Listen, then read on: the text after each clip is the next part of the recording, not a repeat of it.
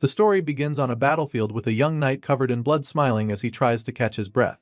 Several death beams are blasted at him and his men all of a sudden, suggesting that the battle is definitely not over. The hero stands tall in the explosions, feeling proud that they even made it this far, but they're not done yet. If they can just beat this last force before them, they can win the war. Sadly, just as he's conceiving the thought, a powerful red beam of energy blasts right through him. This laser of death goes through him before he can even realize it, and as he slowly looks down with his bloodshot eyes, he sees the gaping hole in the middle of his trunk. He stares at the massive hole in his chest in disbelief as it burns away rapidly and then falls to his knees in an instant. At that moment, he finally comes to terms with what just happened and the reality dawns on him. It's a fatal blow and there's sadly no coming out of this one, so the hero falls flat on his face and surrenders to death just like his comrades, whose corpses are now scattered all over the battlefield. In his final moments, he lies in a huge pool of his own blood and realizes that his story will end with him not being able to do anything. Just thinking about it drains him even more, and as there's nothing he can do now, he just remains still, allowing his life to flash before his eyes. So, how did this promising young warrior end up in this tragic situation? Well, it all started one day when an unknown threat suddenly appeared in their world and destroyed an entire continent. The one responsible for this calamity became known as the Liquidator, the archenemy of mankind. This celestial world ender went on a rampage, and so a group of warriors was created to protect mankind. This team of heroes included a man named Brian Miller, who survived a giant meteorite without a scratch, and he became known as the world-protecting shield. The second member of this team of guardians was a great sage said to possess power equal to an entire division, and she was known as Bella Albright, the Great Sage. The team also included Jacob Bloomfield, the Divine Archer, who took down a high-level dragon in a single shot. But these weren't the only heroes assembled to protect the world, because the strongest swordsman to ever come into existence was also on their team. Her name was Amy White, and she was known as the Sword Saint for her power. From the little we know about these heroes, it's no wonder why they were considered humanity's best hope. But they weren't the only ones fighting against the Liquidator, because there was another group, known as the Support Unit, which our protagonists belonged to. As you can imagine, they were put in this second team because there wasn't really anything extraordinary about them, and sadly, they were merely sacrificial pawns. The protagonist, Gray Lee, a regular foot soldier, rapidly bleeds out in the middle of the rubble, but all he can think about in his last moments is how the superhuman defenders of humanity are truly on another level. He watches them in awe as they continue to wage war on the Liquidator. Gray Lee knew that the graduates of the World Union Academy were amazing even before now, but he never knew that the difference between him and the elite soldiers would be so large. Well, apparently, it is because the four of them are still in the fight while he's lying in the dirt with a few missing organs in his chest. The situation makes him wonder if it even matters whether the support unit was there or not. The team of heroes appear to be doing just fine without them, which enrages him even more. Gray Lee grinds his teeth in anger, recalling how he and his teammates equally trained very hard, only to end up as collateral damage. Tears run down his face as the thoughts flood his mind, but there's nothing he can do now. Meanwhile, the heroes continue their onslaught, and Amy White unleashes a myriad of attacks that eventually do some damage to the Liquidator. The Celestial Force is actually surprised that they managed to hurt him, and he doesn't take it very well. So, he figures that it's time to stop messing around with them, and with this in mind, he creates 2 power balls of energy from his wings and unleashes 2 devastating surges of energy that absolutely decimate the heroes in the blink of an eye. The Guardians are butchered by the Liquidator's overwhelming blast, and upon seeing this, Gray's eyes widen in horror and disbelief. He just witnessed the archenemy of humanity wipe out the defenders of the Earth with a single blow, so it's not an easy thing to process. Even worse, the Liquidator said that he'd been playing around until now, so in that moment, the protagonist is convinced that there's absolutely no way they can win this war. To be honest, that should have been pretty obvious when this overpowered angel of death made his debut on Earth by destroying a whole continent. Anyway, the MC continues to weep as he awaits his demise, but then all of a sudden, he realizes that he shouldn't even still be alive right now. It's been a while since his heart got pierced, and for some reason he's still alive, so he looks down at his reflection in the blood, and that's when he hears the voice. The voice claims that he's finally found him and then tells Gray to come forth and wield great power. All of a sudden, the MC finds himself standing in the middle of a strange place and begins to wonder what's going on. He figures that this might be the afterlife, but feels that it's a bit barren if that's the case. The wide-eyed soldier looks around a bit, and that's when he spots a strange hooded being sitting cross-legged on what appears to be a throne. Gray looks over at the celestial being, asking who he is, so the alien-like figure simply assures him that he is not dead. The being tells him that his body's physical wounds have already healed, which sounds really impossible since he saw the fatal wound in his chest very clearly. Either way, he asks the alien if he was the one that healed him, but the big guy doesn't take credit for it. Instead, he informs Gray that he was healed by his own power. Surely none of this makes any sense to the foot soldier, and sadly, this celestial creature can't explain it to him either. Apparently, this alien is also unable to properly analyze Gray Lee's true power. However, what he can tell the MC for sure is that his power is stronger than what the Liquidator possesses, but that's only if he can control it properly. At this point, I'd start looking for the hidden cameras around if I were him, because this all sounds like one big prank.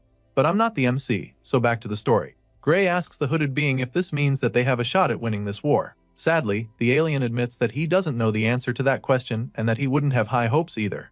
However, he also believes that they ought to get rid of the liquidator together.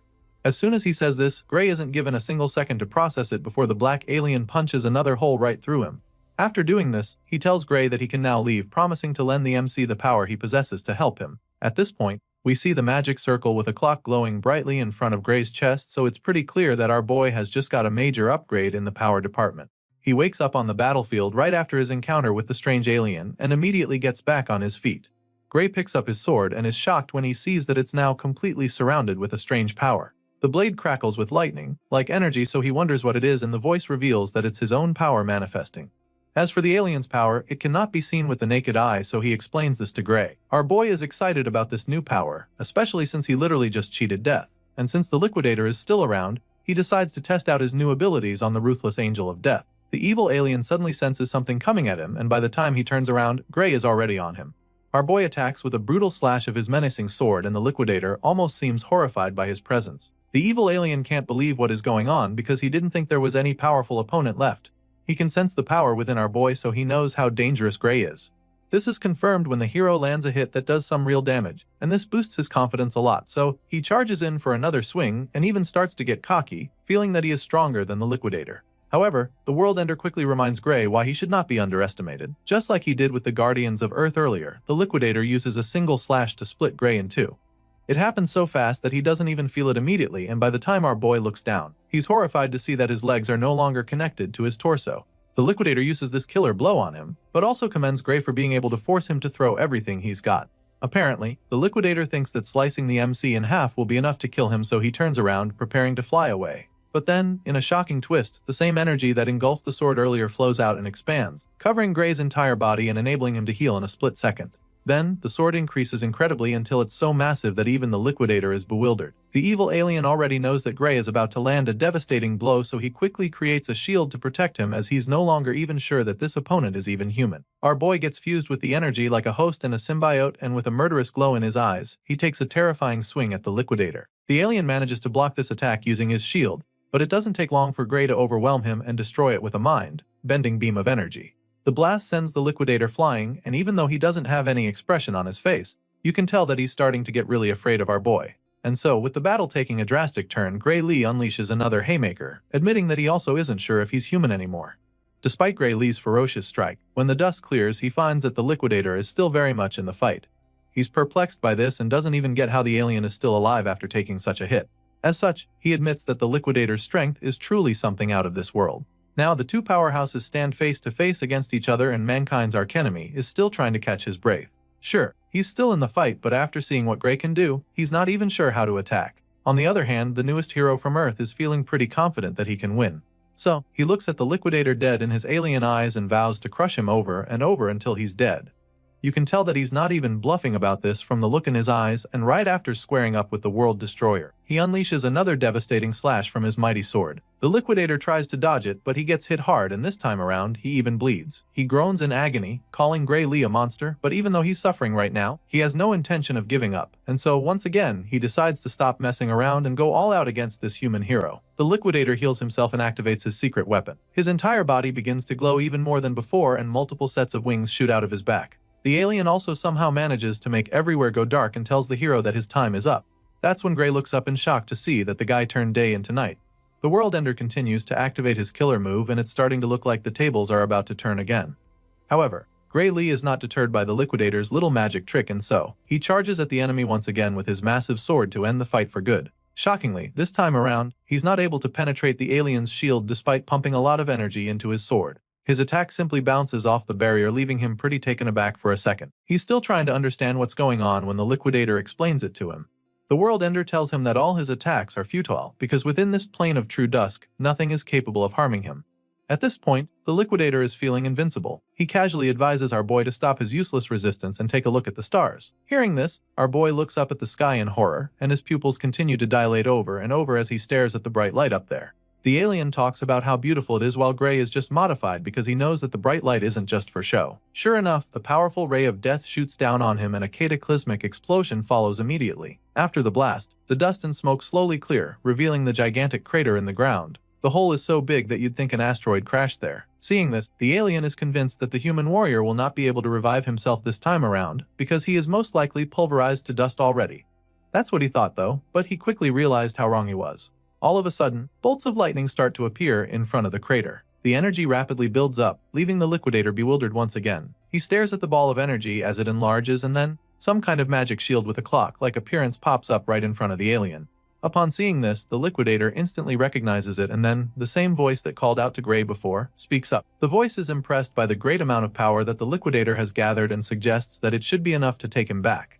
At this point, a wave of horror washes over the alien invader because this voice belongs to the one called Kronos. The liquidator refuses to believe it, and that's when the black celestial being calls upon Gray Lee. He calls upon the hero, who wields great power and decides to use all of his power to send our boy back to the past. Of course, the liquidator is furious when he hears this because he knows that it's all part of Kronos' master plan to destroy him. He curses at the black alien for saving Gray, but of course, that doesn't really do anything. Kronos then fulfills his promise by turning back the hands of time, claiming that this is all he can do for the human hero.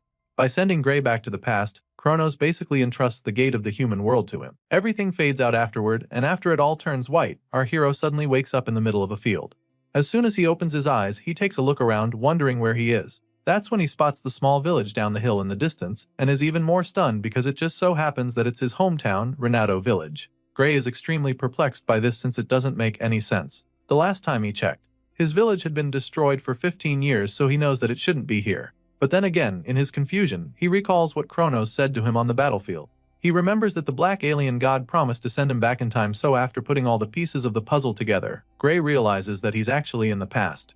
His thoughts are suddenly interrupted when he feels a sharp sting in his hand. He takes a look at his bandaged forearm and immediately remembers having this injury. The wound is from the time when he was being picked on by someone named Belder and a few other bullies.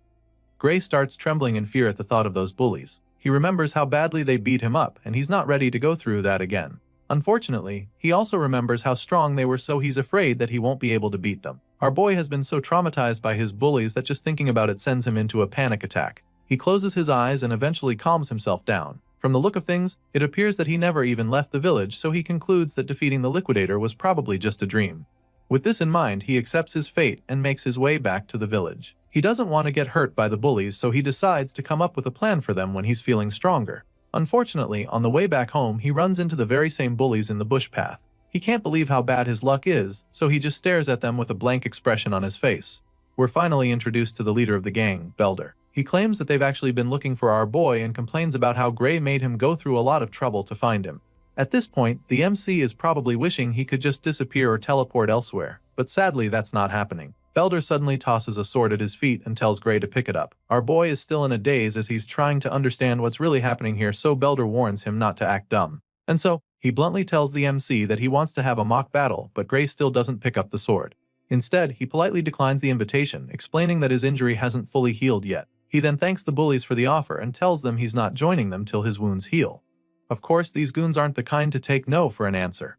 Belder insists that they have the mock battle, assuring him that it's safe since the blade is blunt. They start moving closer to him like a pack of wolves around injured prey, but Gray refuses to pick the sword. He insists that a blade is still a big chunk of iron no matter how blunt it is, and that it can still be very dangerous, but Belder finally runs out of patience. The bully gets fed up and tells Gray to shut up, claiming that he has no right to say no to him. He makes this clear to our boy and then tells him that he's free to fight without a weapon if he doesn't like swords.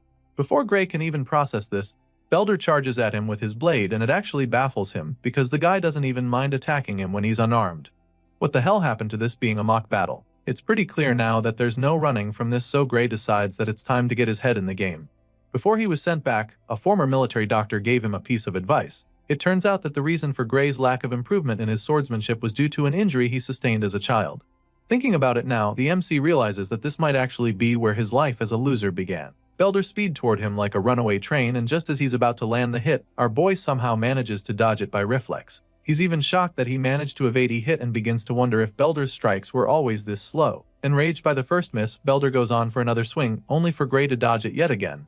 After avoiding getting hit for the third time in a row, our boy finally realizes that Belder isn't slow. The bully also starts getting frustrated by the fact that he can't even land a single hit, so he curses at Gray in annoyance. Unfortunately, his anger can't even help him now because he just misses yet again, and so our boy realizes that he's actually the one who's gotten faster. The other bullies are stunned when they see how fast the guy is all of a sudden. It's as if he's a completely different person now, so they all watch in amazement as he makes a fool out of Belder. After dodging everything the guy threw at him, our boy finally decides to pick up the sword. He may not have his old body anymore, but he still has the memories of the battles he has fought. Gray bends down to pick the sword and Belder takes the chance to charge at him from behind. Unfortunately for him, Gray casually deflects him with a single swing of his own sword. He sends the bully flying with this strike, and he's even surprised that one nonchalant strike was enough to throw his almighty bully off his feet. Right now, the guy is starting to look a lot like an amateur, so he's starting to think it wouldn't be fair for him to fight him. But then again, he remembers everything that Belder's gang put him through, so he decides that the ringleader doesn't even deserve his pity. After all, it's these same pieces of trash who tormented him because he couldn't fight. Thankfully, that's not the case anymore, so he's more than happy to flex his new skills. He uses another effortless swing to disarm Belder, and after seeing how easily the sword left his hand, he realizes that the bully is actually worse than an amateur. Gray suggests that Belder hasn't been trained on how to receive a blow from a sword. This doesn't matter though. After all, these bullies were the same ones who taught him it's totally safe to beat someone with a sword as long as its blade has been dulled. And so our boy takes a big swing of the so-called blunt sword, and it still somehow manages to cut Belder's body open. The guy's eyes widen in horror as the blood from his shoulder splashes all over his face. He's in utter disbelief, but what's more is the severe pain. He suffers so much that he's forced down to his knees. Belder shouts in pain while Gray Lee just freezes in shock because he's equally stunned by what just happened. The blade was supposed to be dulled, so he doesn't get how it still managed to cut the troublemaker. In his confusion, he takes another look at the blade to check if it's really the case, and he confirms that it is actually blunt. As such, Gray realizes that he might have even killed Belder with that slash if he had actually given him a sharp sword. Our boy panics for a second, knowing that he could have killed these kids, but then again, they're the same meatheads who made his life at the village miserable. So, he decides to beat Belder up with the flat surface of the blade instead. This way, he can keep the sword blunt while getting his revenge. He whacks the bully in the face with it, sending him to the ground once again. Belder is now terrified, so our boy hovers over him, wondering why he's screaming so much. He asks the gang leader what's wrong and reminds him that he's the one who said the blunt sword is safe. At this point, Belder just sits there, covering his bleeding nose as Gray walks over to him slowly. The terrified bully looks to the side and sees his goons just standing there, so he snaps at them, ordering that they attack our boy. It's quite funny that Belder would even think that his minions can beat Gray after the same guy just wiped the floor with him. As you can imagine, they're reluctant to even go near him, seeing how strong he's gotten all of a sudden, but they eventually agree to go at him together, thinking they can overpower him this way. The troublemakers charge at our boy at the same time, and Gray just feels sorry for them. He's surprised that they're dumb enough to come at him for another round after what he just did to their leader, but of course, he has no choice but to beat them up too. Belder furiously orders them to kill our boy as they attack him from all alongs, and this just pisses the MC off. He was going to overlook their misbehavior this time around, but since they clearly all want a taste of his new skills, he decides to show them what he can do. A few moments later, Belder and his goons are all on their knees with swollen faces. They've been so badly beaten that there's steam coming off their bodies and looking at them now. Gray is baffled that these are the same guys he's been so scared of. He remembers that these guys are the ones from the Saria Swordsmanship Dojo, so he asks to confirm if that's the case, and Belder explains that he's kinda correct. Apparently, they felt like they had gotten strong enough, so they haven't been going to the dojo lately. It's pretty baffling for Gray when he hears them say this because he can't believe that their current level can be considered strong enough. With this in mind, he figures that he shouldn't expect much from the dojo itself, seeing the kind of students it produced. However, he still believes that it might be useful to him, and so he asks them to introduce him to this dojo they attend. After all, he heard that it's by referral only and would like them to invite him. For some reason, Belder is not really excited to bring Gray in because he'll be too embarrassed if he told his master that he lost a sword fight. He suggests that our boy find someone else to invite him, but he's in no mood to be denied. So, since Belder doesn't want to comply, he decides that they resume their mock fight instead. Before he can even say anything after that, the bully agrees to introduce Gray and starts running toward the dojo, leaving his buddies behind even. Eventually, they're all back in the village, and that's when Belder finally asks Gray why he actually wants to go to the dojo. Apparently, this very dojo has a recommendation slot for the academy, and when our boy asks about it, Belder admits that he also heard something like that. As such, our boy explains that this is the reason he wants to go by. One of Belder's buddies feels that he's already strong enough without going to the academy. Sadly, Gray knows that his current state is not going to be enough to defeat the Liquidator. Even the world's strongest lineup was no match for the World Ender. He remembers the battle, how the Liquidator wiped out all of the Guardians with a single blast. Gray recalls how he couldn't even scratch the alien when he got serious despite using the power that Kronos talked about. Just thinking about it makes him really anxious because he doesn't even know how strong he has to be able to defeat the Liquidator. It bugs him a lot, but at the same time, it's not like he doesn't have any clues. He remembers being able to control the dark power even if it was just for a split second. What he focused on at that moment was the swordsmanship taught to him by the Sword Saint. Gray believes that the outcome of his battle with the Liquidator might have been different if he had spent more time training in the same conditions as the Sword Saint. The hero realizes that this must be the reason why Kronos sent him back to the past. Gray eventually gets to meet the dojo master, but not before she punishes Belder and the rest for getting their asses whooped at her trying to pick on a civilian with the techniques she taught them. This is Saria, the swordsmanship dojo instructor, and right now, she's really disappointed in her students. Belder tries to tell her that it was a mock battle and not them picking on Gray, but she silences him immediately by sending him across the room with a single strike of her sword. The others start trembling at this point, and Saria continues to scold him for making excuses. After all, if beating up an unarmed person is a mock battle, then what she just did to him can be called the same. And just like that, Saria kicks Belder and his gang out of her dojo for good. Of course, they don't even protest because things would get worse for them, so they just run for their lives. After sending them away, Saria apologizes to Gray for all the trouble her former students caused him, but he assures her that there's no need to worry about that, and she thanks him for letting it slide. Once that's out of the way, she goes straight to the point, asking if he wants to get recommended to the academy. When he affirms this, she explains that she needs to confirm his abilities before she can do that. Gray understands this perfectly, so he braces himself for the test to come. Saria tells him that he's free to have the first move and encourages him to come at him whenever he's ready. Sure enough, the hero charges at her in a flash with several powerful slashes that actually surprise the dojo master. She can tell that his swordsmanship is quite practical for his age, and it's as if he's been through countless battles before from the way he's moving. Saria tries to counter a follow-up strike, but Gray just slips under and goes in from the side with blazing speed, which makes her certain that Belder and the others are no match for him. To her, Gray's style is mostly self-taught, but in the middle of each move, she gets a glimpse of swordplay that was taught at the academy, so it makes her wonder if someone there taught him. What she knows for sure is that he's a diamond in the rough with a lot of talent. After a short but intense defending, Sarah decides that it's time to wrap things up, so she charges at him, hoping to overpower him with ease, but he deflects her strike, leaving her quite shocked. She finds it strange that he was able to counter her like that because she expected him to falter eventually. Unfortunately for her, that's not the case because Gray Lee is matching her every move. She just wanted to test his skills a little, but now, she's found herself fighting with everything she's got. Even worse, she realizes that she's actually so afraid of this kid right now. There's a terrifying glint in his eyes all of a sudden, and Saria doesn't know how to handle the overwhelming feeling she's having all of a sudden. Gray taps into that dark energy for a second, which allows him to force the dojo master back for the first time. Meanwhile, Saria refuses to back down. She thought she sensed something ominous just now, but she can't see it anymore, so she concludes that the kid just took a really wild swing to scare her. With this renewed confidence, she goes in for another round to end the sparring session for good. Just when she thinks she's about to land a hit, she's shocked to see that her sword has been slashed. Saria stares at the broken sword in horror and disbelief. The other half is lying on the other side of the dojo, and even our boy is overwhelmed by what just happened. What he just felt is the same sensation as back then on the battlefield when he can feel the dark energy coursing through him, and he's shocked because he didn't think that he has that power even now. While he's still trying to figure it out, she feels the dark energy overwhelm him all of a sudden. The sting is so painful that he falls to his knees like he just had a heart attack, and even Saria starts to get worried about him. With a worried look on her face, she asks him if he's alright, but he can't even answer since he's still fighting for his life. Apparently, his body failed to keep up with the dark power he exerted just now, and so now he's trying to recover. After a few seconds, the pain subsides and he's able to get back on his feet, so he tells her that he's okay. He could barely stand a few moments ago, so after that experience, he realizes that he shouldn't use this power carelessly. Unfamiliar with this situation, Gray wonders if it would be a good idea to tell Saria about his power. But after seeing the puzzled and judgmental look on her face, he decides that it's best not to bother.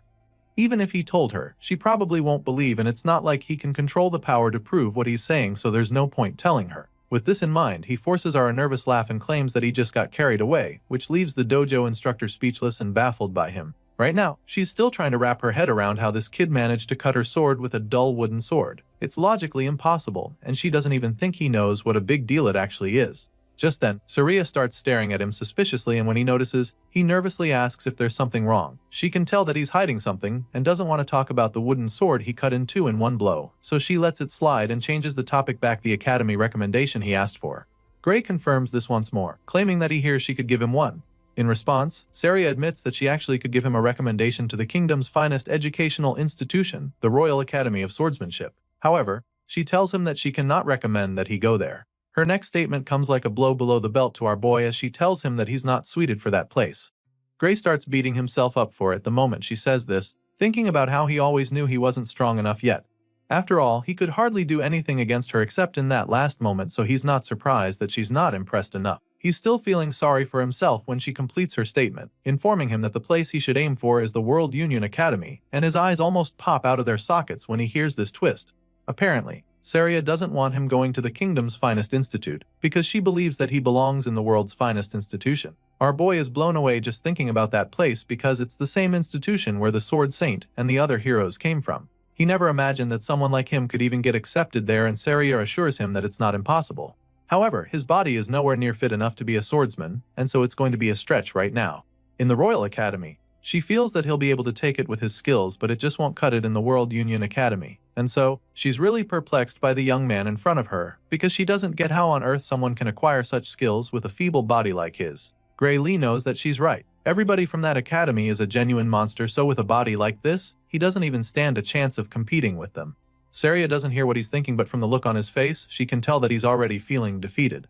So, she asks him why he's giving up when there are still 9 months until the entrance exam. It means he's got a shot, but he also feels that 9 months is not enough, and the dojo instructor agrees with him. It's actually not enough, but she encourages him to trust her. Clearly, Saria wants to take him as her student for the next 9 months, but she also needs to know if he's ready to suffer for that long.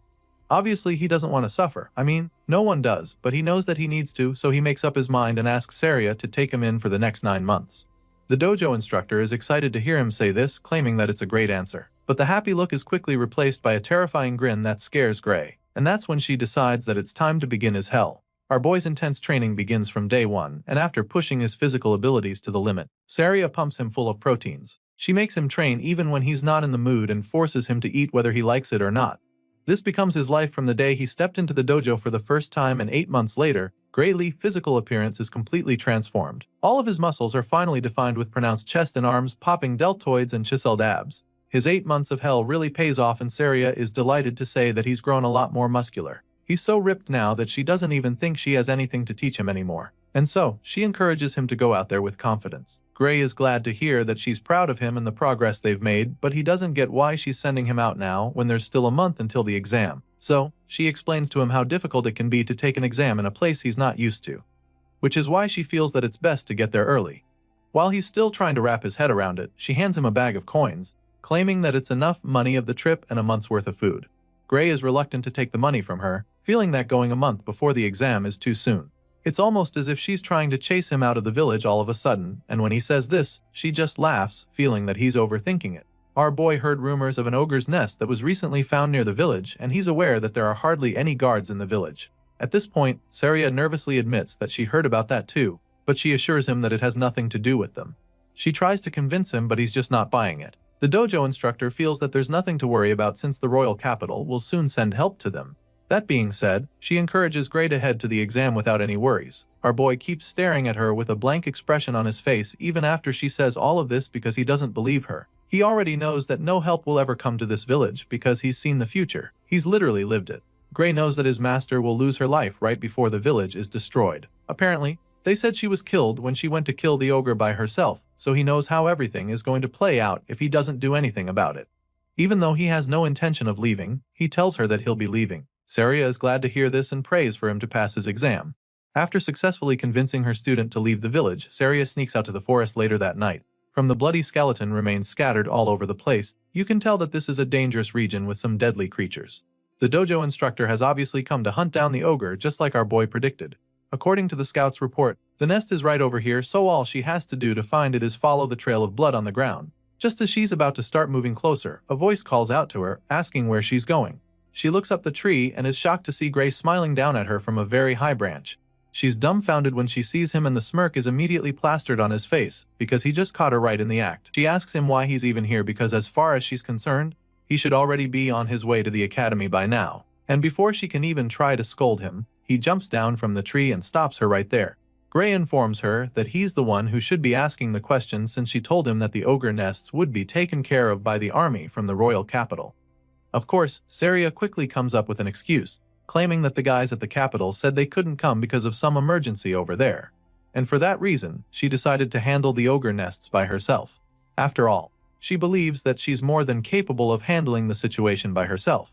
Saria smirks after saying this, claiming that she knows the strength of the nest already thanks to the report from the scouts. She reveals that the boss of the nest is an elite ogre, and the nest itself holds around 40 to 50 monsters in total according to the reports she got.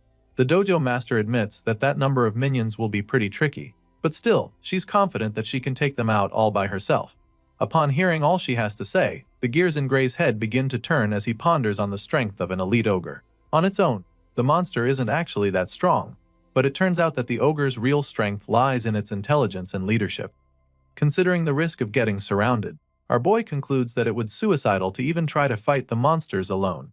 He's lived through this very event before, so he knows how it plays out, which is why he's convinced that Saria will not make it out alive if he allows her to go on this mission alone.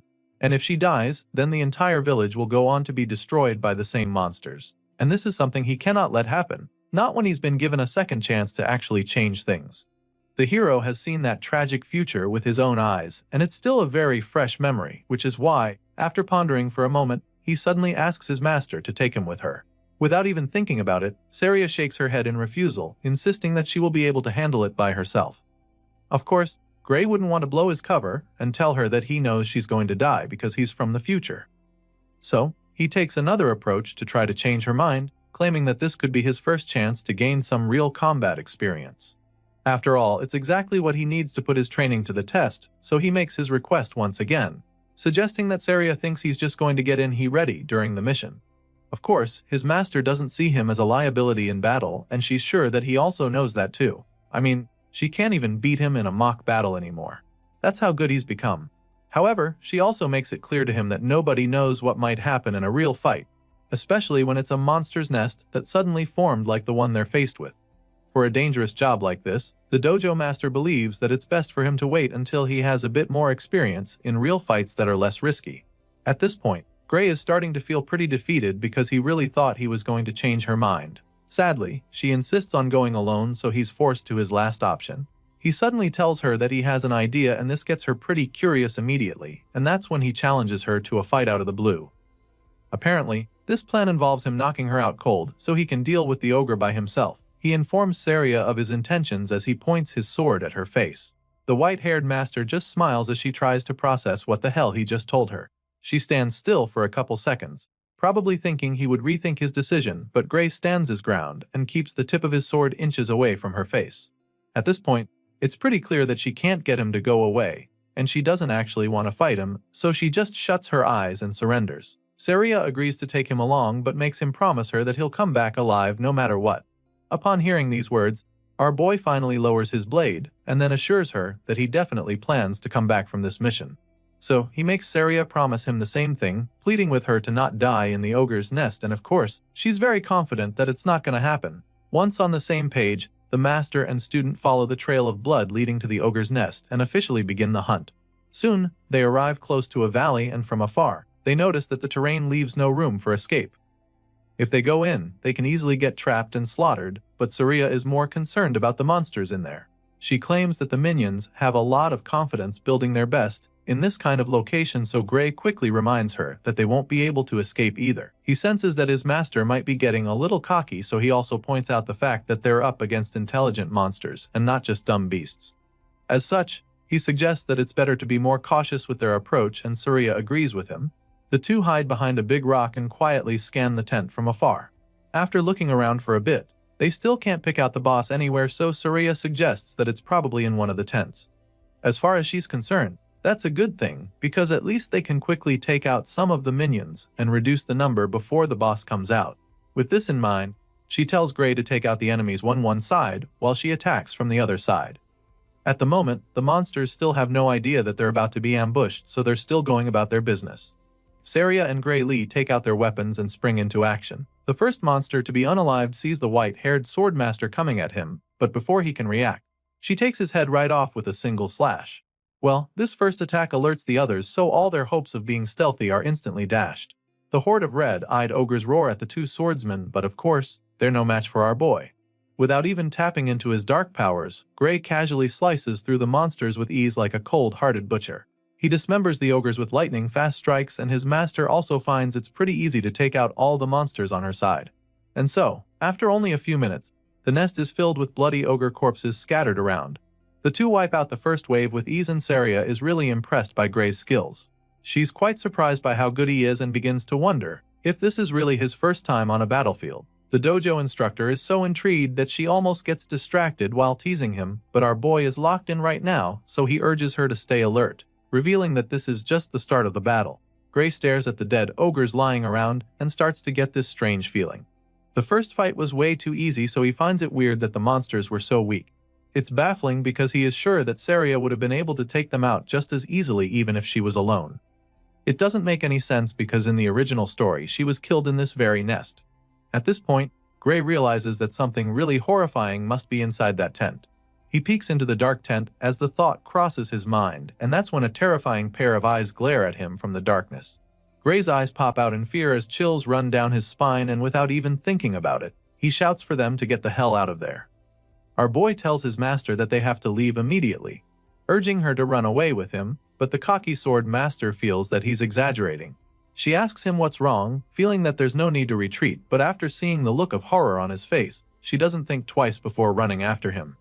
Now, they're both running out of the nest as fast as their legs can carry them, but their efforts prove futile very quickly because all of a sudden, a figure appears to leap into the air right above them to intercept them. The green-skinned creature blocks their path, landing right in front of them, and our boy begins to panic even more. Saria, on the other hand, gets really excited because she thinks she's finally getting her chance to face the elite ogre. Unlike the weak minions they wiped out a while ago, this ogre is a lot larger with a big helm and a massive axe, big enough to chop down trees with a single swing. Rather than being terrified, the dojo master goes on and on about how honored she feels that the boss came to them itself. In a shocking twist, this giant ogre on steroids isn't even the boss, and Gray is the one who breaks the news to her. It turns out that the real boss is even far more powerful than the juggernaut standing in front of them. At this point, Saria turns around to see the army of orges charging at them with the real boss standing at the back, exerting an overwhelming surge of power from his body. For the first time, the white-haired swordmaster feels afraid, and before she can even process all her emotions, they're surrounded by a swarm of axe-wielding orges. Despite being trapped, she remains immobilized by the overwhelming power radiating from the boss. It's at this point that Gray reveals they're up against something far stronger than the elite ogre. What they have on their hands right now is an ogre general, and the nest they just attacked belongs to the ruthless green abomination. Saria finally snaps out of her daze and admits that an ogre general is not a monster they can handle on their own. It's now pretty clear why the entire village got wiped out. Sadly, it looks like history is about to repeat itself because they're currently outnumbered and outgunned. Seeing how dire the situation is, Saria suggests that they just kill the brute in front of them and keep running. Without any hesitation, she desperately charges at the helmed ogre with her sword, hoping to quickly finish him off, but the guy is no pushover either. He blocks the first strikes, which surprises Saria, but she goes again and is able to land a hit on his shoulder. Sadly, her excitement quickly disappears as she watches the wound heal rapidly right before her eyes. As if this guy wasn't tough enough, he also has regenerative abilities. Seeing this, Saria decides that there's no use even fighting, but that's when Gray explains what's going on. Apparently, the ogre general's roar boosts the strength and recovery power of his soldiers. This is why the minions appear strangely more powerful than normal. Saria struggles to hold off the big guy, while our boy is baffled that he's not been able to defeat a single one of the ogres in this second wave. He lands hit after hit, but they just recover immediately. All of a sudden, he decides to leave his back to Saria, asking her to just buy him some time. Of course, that's not going to be easy at all since she's been struggling with only one ogre. She's really concerned when he says this, so she asks him what he's planning to do, and that's when he tells her that they have only one option left if they want to come out of this alive. And with that being said, Gray reveals his suicidal plan to go after the ogre general. Our boy knows that the source of their power is the elite boss of the nest, so he decides to go after it. He slashes his way through the sea of ogres, but they just keep coming back to try to flank him, which just annoys him even more. He has his sights locked on the target, so for now, he just needs to focus on wiping out all the enemies in front of him to clear the path.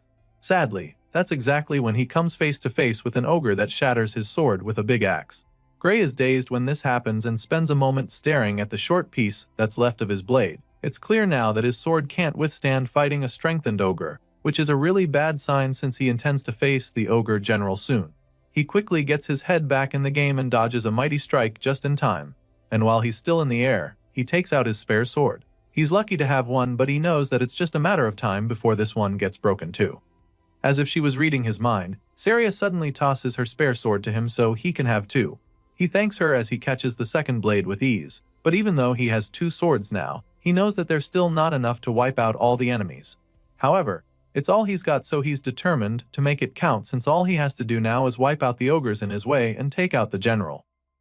With this renewed sense of hope, our boy runs through the wave of orges standing in his way like a bolt of lightning.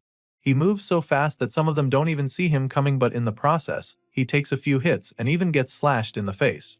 Still, this doesn't deter him as he pushes on relentlessly through the horde of bloodthirsty monsters. The general notices the hero getting close, so he lets out another powerful roar to strengthen his soldiers even more. This is a twist that our boy didn't see coming at all, because he didn't even think these ogres could get any stronger. Sadly, they're mutated in a flash and the fight becomes several times more difficult. He's no longer able to push through, and at this rate, it's only a matter of time before he and his swords are crushed. Gray realizes that the general saw right through his plan, which makes him admit that the boss is truly very intelligent. It's obvious now that the boss's high intellect isn't just for show. Our boy continues to struggle in the fight, and he almost gets squashed but quickly gets out of the way and regains his footing. He creates some distance between himself and the monsters and decides to change his approach. He doesn't have the time or the power to deal with these minions anymore, so he attempts to run past them without actually fighting them, but this plan is quickly thwarted when one of the ogres suddenly tackles him like an NFL linebacker. The hero suddenly finds himself immobilized as the monster refuses to let go, and as if that's not enough, an even bigger ogre comes around with a massive axe to split him in two. Thankfully, he's able to use his tackler as a shield to save himself from the first strike, but then, he's forced to defend himself against the sheer might of the subsequent blows. Gray uses his sword to block the attacks. Before he can even think of his next move, the beast follows up with another devastating blow that sends him flying. This time around, he takes a direct hit that leaves him coughing out blood, and by the time he looks at his hand, all he finds is another broken sword. Our boy is now down to his last sword, which is a very bad position for him. He's badly injured and exhausted, but still has to take on the horde along with the overpowered general pumping them with fresh energy every 5 minutes. Gray struggles to get back on his feet to face the ogres now charging at him, but the gears in his head are now turning even faster, because he needs to come up with a plan to save himself. From the experience he gathered as a foot soldier, he knows for sure that he can't win this fight, and since that's the case, he decides to sacrifice himself. He suddenly shouts for her to run away, while they're focused on him, but she just smiles when she hears. Without hesitation, she lets him know that she can't do that, and not just because that big-helmed powerhouse is still in her way. Hearing this, Gray tries to scold her, wondering if she's got a death wish or something. He's afraid that she wants to die for nothing just to look brave, so he assures her that he'll run right behind her once she starts moving. However, she's not even refusing because she's worried about him. Apparently, Saria literally can't even run anymore because there's a nasty cut on her thigh, making it difficult for her to even stay on her feet. Gray gets to see the wound and is instantly horrified because his master is basically a sitting duck in that state. Just like that, saving her by sacrificing himself becomes impossible, and he immediately runs out of options. Gray's life begins to flash before his eyes just like they did in his previous life. He was sent back in time so that he could defeat the Liquidator, so it's pretty sad for him to realize that his new life is going to end just 8 months later in a filthy ogre's nest. His chances of survival drop even further when his last sword gets broken by another powerful strike. It's looking pretty bad for our hero at this point, but even with the odds stacked against him, he refuses to accept defeat. Gray Lee believes that it's not over yet because he still has one last trump card up his sleeve. Sure, he doesn't know how to use the dark power he possesses, but our boy is certain that even all these enemies before him will be no match for him if he can just tap into the power from the battle against the Liquidator. So now, with that being his last and only hope to survive, Gray forces himself to remember how he felt when he first unleashed that power. He doesn't have much time to do this though, since the red-eyed ogres are charging at him. Our hero closes his eyes to focus so he can remember the sensation from that time, and while doing this, he points his broken sword at the enemies, hopeful that the dark power would transform it into a deadly weapon in no time. Sure enough, our boy manages to activate the power in the nick of time. Just when he's about to be smashed by the monsters, his broken sword comes to life with the dark power, allowing him to destroy the ogres before him permanently. Saria is very shocked when she sees this, and she's already pretty worried, but before she can freak out, Gray turns to her with half of his face consumed by the dark energy. And then, he smiles at her, assuring her that everything is alright. Our boy's not kidding, and we're able to see why he just said that. Gray is now a lot more powerful than he was a few moments ago, which is why he's able to casually wipe out the horde of the ogres in front of him. Apparently, these strikes are so potent that the ogres are unable to recover from them, and even though the general starts to take some damage as well. She notices this and it's shocking to her, so she gets distracted for a second. In that split second, her opponent gets the chance to sneak up on her, but she sees it coming and manages to block it. Saria uses her sword to block the huge axe, and that's when she notices that the force behind it is now lighter than it was before. All of a sudden, the mightiest ogre suddenly becomes a walkover for Saria, so she takes advantage of it and destroys the brute in a flash. He sure gave her a hard time earlier, but without the general strengthening him, he's nothing. A while later, we see the hero and his master standing victorious in the nest surrounded by ogre corpses. He's amazed that they somehow managed to come out of it alive, and the bruises on his face confirm that it was no easy feat. He apologizes for breaking her sword, but the sword master assures him that she doesn't mind since he literally saved her life. Either way, he gives her back the broken sword and she takes it from him, even though that's not her major concern at the moment. While taking it off his hands, she tries to ask him about the attack he used to win the fight, but before she can finish talking, our boy collapses to the floor headfirst. The hero passes out in an instant, which leaves her absolutely horrified, so she starts. While she's trying to wake him up, we see that our boy's consciousness is actually elsewhere. He finds himself standing in a dark, empty place filled with shallow water. In the middle of the place, there's a huge door with chains on it, which he finds very strange. And while he's still trying to wrap his head around what the hell is going on, weird gusts of energy start to flow out of the door along with mysterious symbols. At first, he doesn't understand what's going on, but he quickly realizes that it's the same power that kicked in on the battlefield. A line appears in the middle of the door like a smaller gateway, allowing the dark clouds to seep out. This makes Gray wonder if opening the door will allow him to get that power. Of course, there's only one way to find out, so makes up his mind and starts marching toward the door. He gets closer, and after only a few steps, he feels an overwhelming and ominous force pull him back. The massive red skeleton spirit drags Gray away from the door with a crushing power that horrifies him. After that suffocating experience, our boy realizes that he's definitely going to die if he opens that door in his current state. Chills run down his spine as he says this, and almost immediately, a loud voice responds to him, informing that he made a wise call. As you can imagine, Gray is taken aback when he hears the voice, but he doesn't even get a chance to figure out anything else, because the next moment, he's waking up in a bed struggling to catch his breath. He wakes up like someone who just had a nightmare, so Saria is really concerned about him. Thankfully, Saria is in the room, so she comes to check on him, seeing that he's finally awake. She clearly has not fully recovered from the damage they suffered in the ogre's nest. At the same time, our boy is pretty confused, so he asks where he is, and that's when she informs him that he's been unconscious for 5 days. As such, she was even afraid that he wasn't going to wake up anymore. Our boy is still pretty surprised that he's been asleep for the last 5 days, so he figures that it's due to the fact that he must have pushed himself pretty hard. It clearly took a toll on his body, and the Swordmaster agrees with him, even though she feels that he did a lot more than pushing himself pretty hard. Anyway, she's concerned about his condition, wondering what the state of his body is. She asks him if he can move, and since he also does know the answer, he decides to give it a try. Sadly, Gray suddenly realizes that he can't move his right arm at all. He can't muster any strength in it, and even though he knows he can move a bit, he's afraid that he might not be able to hold a sword with it. As if that's not bad enough, he also notices a weird bruise on his bandaged arm with dark energy spreading. Saria notices that he's struggling with it, so she asks him about it. Hearing this, Gray is a little surprised because it means that she can't see the dark tattoo like bruise on his arm. Since that's the case, he simply admits that he can't put any strength into his dominant arm. Apparently, the Swordmaster isn't actually surprised to hear this. It's just as she thought, and so she also knows that it won't heal back to normal anytime soon. After all the bones in his right arm are in pieces. Clearly, the hero didn't know about this, especially since it doesn't even seem hurt at all from the outside. He explains this, and that's when she tells him that they've already treated it with a magic potion. For some reason, our boy doesn't like the sound of that at all.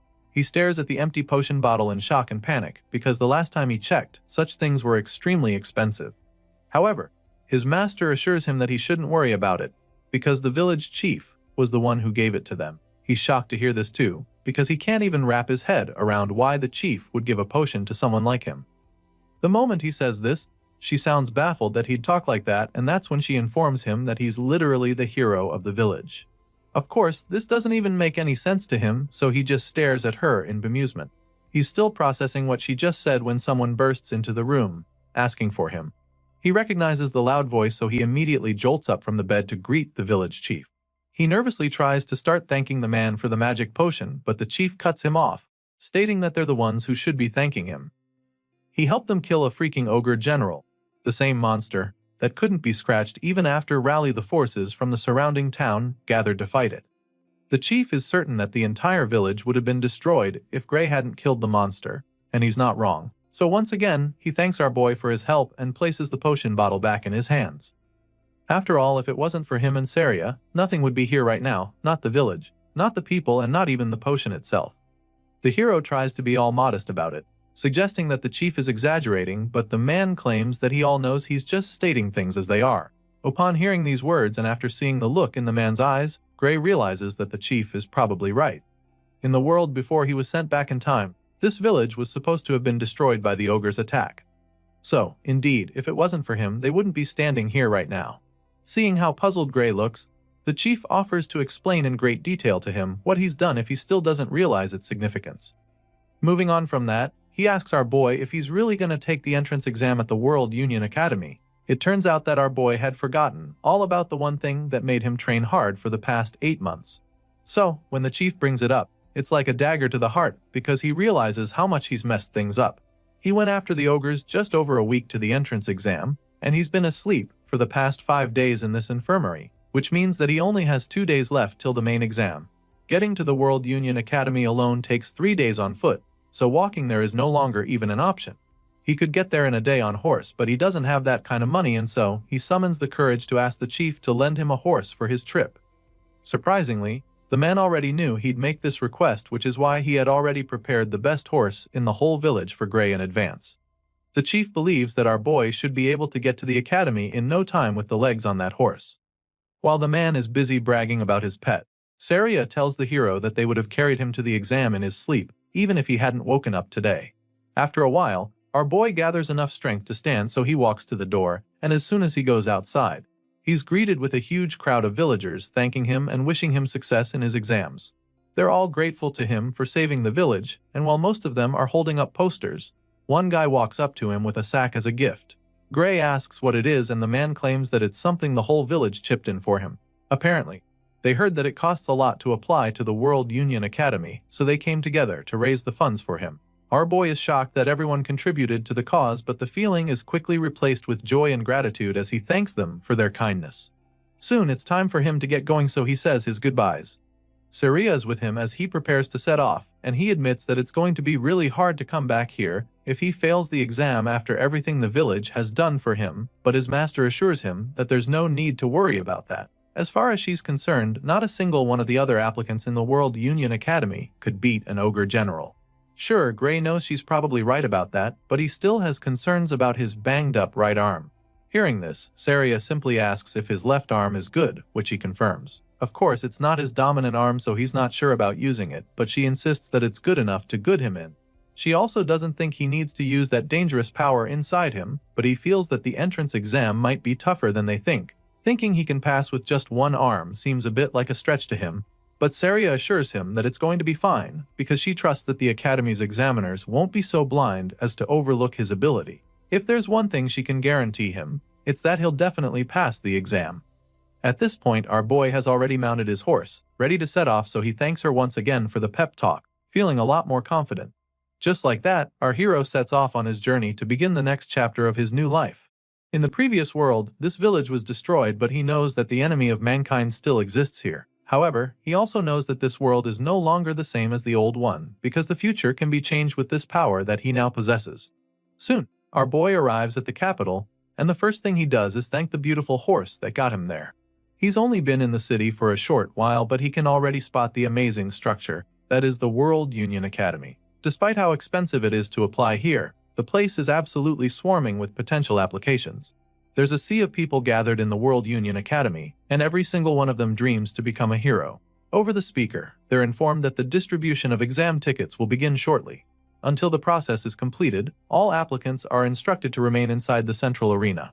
Among the crowd, some people start chatting about how competitive this academy is.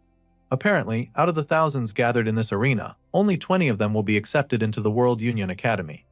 That's the rumor going around, and our boy quietly listens to the guys spreading them, but some people heard that the number of admitted students changed yearly. Some years, they accept up to 50 candidates, and other years, only one person makes it. Just then, Professor Ariel is called upon to address the applicants, so the red-haired lady with a monocle appears on the platform.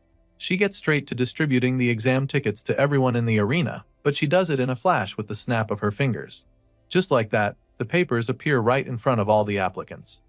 Like everyone else there, our boy is pretty impressed when the ticket appears right in front of him from a flash of flames. He grabs the paper and reads the content to discover that his candidate number 513, and he also learns that he'll be taking the fencing course. Everyone has their own ticket, and our boy will have to take the exam that requires most people to have the bones in their dominant arm to not be shattered. Professor Aries knows that some of them might be surprised by the format for the exam, but she assures them that this is how it is every year. She goes on to explain that the World Union Academy does not discriminate based on age, gender, nationality, status, or anything else. Not even their names are of any significance here. The professor makes this clear to the applicants, stating that only those who pass the exam and earn the right to cross the bridge will be asked for their names. Meanwhile, our boy is still baffled by the fact that he's taking the fencing course when he literally left his sword at the inn. He doesn't get what kind of system this is, so he's pretty hung up on it. While he's busy racking his brain, the professor reveals that she assigned their courses according to how they look. And so, she asks those who feel he was wrong about it to raise their hands. Many of the students find it hard to believe that she picked their courses just by looking at them, because there are literally thousands of them. Judging by their reactions, along with the lack of raised hands, it's pretty clear that the lady got their courses right. Still, many of them believe that there's foul play. To them, the academy either checked them beforehand or she used magic to read their minds. After confirming that she didn't miss anybody's course, Professor Ariel states that she'll be announcing their exam schedules next. As such, he asks them to check their tickets for the next update. Of course, all the applicants check their tickets, including Gray Lee, who finds out that his exam will be on the first day at 11 a.m. As you can imagine, he's not really excited to see that he's up on the first day, because he was hoping for a little more time to let his arm heal. Sadly, that's not the case. The professor goes on to pile on the pressure, announcing that this is a one-shot practical exam. Latecomers will be automatically disqualified, so she makes this known to them and advises them to be on time. She also lets them know that the academy does not accommodate personal requests for schedule changes. While the announcements are going on, Gray quietly tries to see if his arm is better now, but sadly, he still can't get any strength to it. So now, all he can do is pray that it heals by morning, even if it's only a little, because otherwise he'll have no choice but to fight with his left arm. Unfortunately, the next day, our hero wakes up and is immediately frustrated because his injured arm didn't even heal at all. Now, he has no choice but to take the exam like that because there's no option for schedule changes. Gray gets ready and heads to the exam, and when it's almost his turn, he is directed to the entrance of the arena.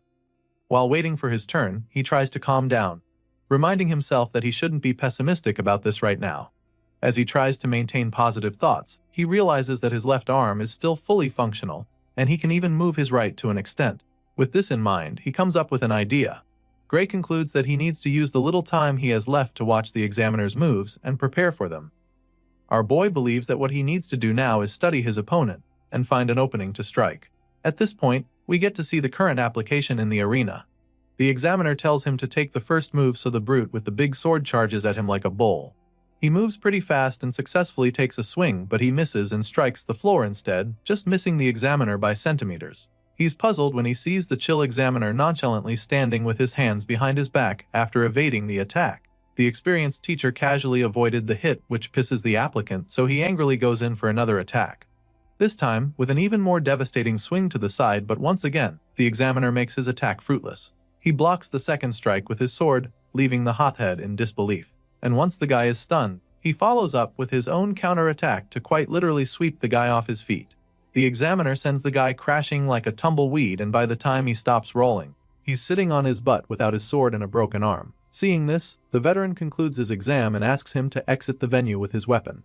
Of course, our boy witnessed everything that just happened, so a smile of acceptance creeps up on his face, because now, he knows without a shadow of a doubt that he's cooked. The examiner calls his number and he just starts walking into the arena. In his mind, all he can do now is go on stage and quietly take his L before going back home, because if that tough guy couldn't even land a hit with perfectly good arms, then what are his odds? Just like he did with the last guy, he tells Gray to make the first move. Sadly, our boy is even struggling to hold the sword properly right now. He can feel the pressure even more now, so he doesn't even think he stands a chance. Nevertheless, he's not a quitter, so he reminds himself that he still has to do whatever he can. With this in mind, he charges at the veteran with his blade, and during that run-up, one of Saria's teachings runs across his mind. He remembers her telling him that a sword isn't swung with just one's arms. She taught him to channel the power generated by his entire body through his arms instead, and now that remembers, he decides to do just that. Even if his right arm is powerless, he knows that he can still drive the force through his other muscles. So, he gives it a try and takes a very decent swing. The examiner dodges the strike, of course, and Gray isn't shocked, since it's not like he can fight the way he usually does. If swinging a sword without arm strength was not easy, no one would bother training their body in the first place, so he sucks it up and shoves the excuses far down below so that he can focus better. Despite being pretty much handicapped, Gray manages to force the instructor to attack him very quickly, but that is when he notices something strange. All of a sudden, the examiner's sword strike starts to look a lot slower than before. It's just like what happened with Belder, but the difference here is the insane force that comes from those apparently slow attacks. However, Gray can still tell that this man's speed and technique doesn't even come close to his master's. With this in mind, he feels that he might be able to make up for the difference in arm strength if he can just stick to the swordsmanship that he learned from her. So, that being the case, our boy goes into beast mode in the blink of an eye. He unleashes a barrage of sword slashes on the examiner, forcing the guy back faster than he would have imagined. He makes the instructor fall back a lot while trying to block the hits to the point that the man almost loses his footing. On top of that, the guy still looks very slow in Gray's eyes, so now he's starting to think that this examiner is not even nearly as strong as he thought before. In that moment, Saria's words play back in his mind as he remembers her assuring him that he would pass. So now, with the way he's dominating the examiner, he's feeling a lot more confident that he can actually do this. Our boy Gray starts to really get the upper hand in the duel, feeling a lot more confident than he was before he stepped into the arena. However, the examiner doesn't intend to lose that easily to an applicant, so he takes things up a notch and begins to attack more forcefully. The instructor unleashes a myriad of slashes, but our boy is able to block them all. Now, it's becoming clear that the difference in power is too great, even though he's already seen through his opponent's swordsmanship. The examiner is stronger than him, and so, Gray is unable to break his form. After blocking most of the attacks, he gets an opening to strike, so he thrusts his sword forcefully, but the instructor deflects it swiftly. At this point, our boy notices that the man's movements are becoming rougher, so he comes up with a plan that could win him the fight. It's a bit risky, but he feels that trying it at the perfect time might just be the move that helps him defeat his opponent. With this in mind, the hero makes up his mind to do it. He lures the instructor to throw powerful moves at him by being more defensive, and this causes the man to leave himself vulnerable for a counterattack. As soon as Gray sees this opening, a grin appears on his face because his plan worked. After all, in a fight like this, there's nothing more likely to expose an opening than a big predictable swing. With blistering speed, the hero goes in for the finishing blow, which makes the instructor lose his balance. The examiner struggles back in shock when Gray capitalizes on his mistake, and before he can recover from it, our boy launches another strike, determined to seal the deal. Now, the odds are in his favor despite being weaker and having less experience. No matter how great the difference in power is, he's convinced that he'll win if he can just get behind his opponent. Gray takes the bold swing to secure the win, but then a loud commanding voice orders him to stop. So, he halts his strike midway despite being pretty baffled. He looks up at the official, wondering if the match is over already because it seems a bit too early to stop now. Well, it turns out that the limit for the exam has been reached, and with the duel that was on display, the result will be a draw. Hearing this, our boy just stares at the official in shock. He was so close to winning, but he couldn't do it in time, so he sighs in defeat, feeling bad that he didn't make it. It's a crushing outcome for our boy who's trained so much to get to this point, but he knows that he can't protest or argue, because that would be pointless. So, he quietly makes his way out of the arena, believing that he's actually done his best. Of course, it's not so easy to accept a loss like this, especially when it determines his future. The fact that he couldn't even win the first examiner makes him feel that things will be pretty difficult for him. At the moment, his fate looks pretty bleak because his chances of getting into the academy this year are now 0 since he failed to beat his examiner. So, he decides to come back the following year to take the exam again since his arm would have healed by then. With this in mind, he simply thanks the examiners and the academy for even giving him the chance to apply. Fast forward to 1 week later, and it's time for the final round table meeting to decide the students that will be getting accepted into the finest institution in the world. The meeting is held in room 53, and once they're all seated, the chairman asks what they think of the candidates now that they've all completed the exam. The first examiner immediately admits that he's overwhelmed by how tough it is to pick out only a few students, while another one states that the current method of everyone observing together is rather inefficient. As such, he suggests that they divide the workload the following year. It sounds like a good idea at first, but then, another professor doesn't agree with him. The man insists that they can't afford to overlook a talent simply for the sake of making things easier for themselves. At this point, the oldest man in the meeting reminds them that he asked to hear their thoughts on the students and not their opinions on the examination system. That being said, he decides that they start with the swordsmanship course and asks his professors to let him know which of the candidates passed in this category. Well, according to their rules, those who beat the examiners passed automatically, and those who couldn't achieve that will be assessed based on the quality they showed and how they held out during the 15-minute time limit. One of the examiners explains this and then asks the swordsmanship course instructors what they think about it. All the matches were recorded, so they're able to rewatch and analyze the performance of the candidates. Other than those who beat the examiner, candidates number 5, 217 and 753 stood out. The man suggests that they kept it at that because even if the others joined, they wouldn't be able to keep up in class. The second professor agrees with this decision and then asks if anyone has a contrary opinion. None of the examiners speaks up to say anything otherwise, so the chairman figures that they have confirmed the successful candidates for the swordsmanship course. But just when they're about to make the final verdict, one of the examiners asks what the room thinks about candidate number 513. It's none other than Professor Ariel, and judging by the look on her face, she is pretty interested in that candidate. The other examiners in the room seem pretty intrigued when she brings up Gray Lee. So, they dig out the recording of his match against his examiner, and they're amazed when they realize how good he is. It certainly looks like he was going to win the fight, which is a good thing, but they also feel that things are going to be difficult for him if he has to rely on setting up traps just to beat an examiner. They notice that his technique was good, but his strength was also clearly lacking, which doesn't help his case at all. The second guy isn't too impressed about that, and even claims that Gray was outmatched from the start until the end of the fight. After a couple of them give their opinions, the chairman asks for a conclusion, so they decide that Gray Lee is no good and shouldn't be accepted into the academy. The red-haired lady just scoffs up on hearing their conclusion because she can't believe that not a single one of them noticed what she saw even after watching the footage again. Apparently, everyone has decided to be this blind. Professor Ariel concludes that having everyone observe together is really a waste. The next day, all the aspirants return to the academy for the results, and our boy is one of them. He holds his ticket in hand, waiting for the examiners to announce the successful candidates for the swordsmanship course. At the moment, 6 candidates have passed, and as soon as this is announced, Gray becomes even more anxious. Candidate number 5 is called upon and his ticket goes up in flames immediately. Next, candidate number 217 is called, the number 432 and 615 along with numbers 753 and 925. As soon as their numbers are called, their tickets go up in flames as well, leaving all the others pretty amazed. Sadly, only those whose numbers were called will be attending the World Union Academy for the swordsmanship course, and when our boy hears this announcement, his heart sinks to his belly in a flash. He probably saw it coming after the way his exam went, but he's still dazed when it is actually confirmed that he wasn't selected. The successful candidates are asked to cross the bridge and complete their enrollment procedure by the end of the day.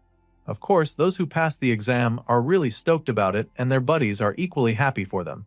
On the other hand, there are many other candidates who are still brooding over their situation. While others are celebrating, Gray just stares at his ticket in disappointment, feeling that he failed after all. It's a horrible feeling for sure, especially after everything he went through to get to this place, but even though it looks like he'll be going home, there is one last category, known as the Divine Eye Special Admission. As you can imagine, our boy isn't really interested when he hears the announcement. He probably doesn't even know what that is, but then all of a sudden, he hears this number being called. Of course, this is a big shock, but what's even more surprising is the way his ticket suddenly starts glowing with a bright blue light. It shines even brighter than those who had the flames earlier, so he's just as confused as all the other candidates, staring at him in awe. They're all baffled by the display on show, and after staring at the glowing card for a few seconds, the hero finally starts to realize that he actually passed. While most applicants are perplexed like our boy, some others in the crowd are pretty familiar with this Divine Eye Special Admission thing because the Academy has actually done it before. At the moment, the name still doesn't ring any bells in Gray's head because he's never heard of it before. He doesn't get it, and while he's still pondering on it, those who know what it is make him understand that it's basically a way that someone gets into the institution through the back door. Some cocky know-it-alls who probably got in normally also have something to say about it. To them, The World Union Academy has really fallen to have allowed a special admission, but while the jerks are busy going on about it, our boy is simply hung up on the fact that he got in through the back door. It doesn't make any sense since he doesn't have any connections here, so he wonders if his master was the one who found a way to get him in. It's a possibility, but he knows it's a stretch because she never even mentioned anything of that sort. His thoughts are suddenly interrupted when an old man comes around to scold the candidates who were speaking ill of the Divine Eye special admission. And seeing that they've decided to be ignorant, he decides to enlighten them. He explains that the Divine Eye special admissions is an honorable category that has produced heroes for over 100 years. The old man tries to make them understand, but the jerks refuse to accept it. As far as they're concerned, the geezers at the World Union Academy are just the ones who love the Divine Eye special admission. Besides, the last time they checked, those who got in through this path were only impressive back in the day. Apparently, recent successful Divine Eye candidates include Amy White, Bella Albright, Leek Mueller, and Jacob Bloomfield, who are considered complete failures at the World Union Academy. Some of these names probably ring a bell to you, because these are the names of the heroes we saw in the first chapter. For some reason, these same guys are the bottom feeders at the World Union Academy, and they're so notorious for their poor performance that even the current candidates know about them. On the other hand, Gray remembers Amy, Bella, and Jacob very vividly from his past life, because the three of them were part of the main force that fought against the Liquidator. Despite what everyone is saying right now, our boy is so excited that he'll get to fight alongside them because he knows that they will become the true heroes. The story continues on the day of the entrance ceremony. Currently, the ceremony is scheduled to begin 30 minutes from now, so the students urges them to assemble in the plaza in front of the main office if they're done changing. For the first time, we get to see our boy in his stunning uniform with the World Union Academy emblem engraved into his chest pocket. After walking for a while, the guys at the front start to argue about the correct location. Apparently, they should be at the plaza in front of the main office, but there's nothing here, so they're not sure that they even came to the right place. Before they can get even more confused, one of the professors comes around to meet them. He apologizes for the confusion, explaining that they've had a bit of a delay setting up due to a mix-up. Hearing this, the students are still quite confused because they don't get what he means by setting up. Just then, the man tells them to step back a bit so that he can put the stairs in that spot. This just baffles them even more, but they step back and ask if that's good enough. Thankfully, it's just perfect, so the white-haired professor begins to do his thing. The students watch in confusion as the man goes down to start writing something on the floor. They're still pondering on what he could be doing when a giant massive circle appears on the ground. The golden seal spreads out, glowing brightly, leaving the students in awe, and then in the blink of an eye, a gigantic auditorium appears with a flight of stairs attached to it. Once again, the man apologizes for the delay and then tells them to sit wherever they like in the huge hall. Of course, they're still pretty dazed by what just happened because they can't even comprehend how he managed to teleport something this massive. While most of the other freshmen remain pretty stoked about what the professor did, our boy quietly takes a seat. He feels that they probably did this because they want to hold the entrance ceremony in a place where they can see the school building. It's a pretty brilliant idea, and he also believes that it's a pretty extravagant way to use teleportation magic. He's heard a lot about the institution in his past life and the present one, but now, he can boldly say that he has seen the power of the World Union Academy. The hall is massive, so it's pretty obvious that the number of seats is pretty excessive. One purple-haired guy at the front points this out because he doesn't think there's need for this many seats, when only 30 students were accepted this year. However, the girl sitting next to him informs him that he doesn't even know what he's talking about. In response, he simply apologizes, claiming that he never really studied anything other than how to wield the sword. In that case, the girl decides to enlighten him a bit. The World Union Academy, as the name suggests, gathers the best students from all over the world. She first makes him understand this, and before she's even done talking, she points up at the sky in excitement, announcing that the others have arrived.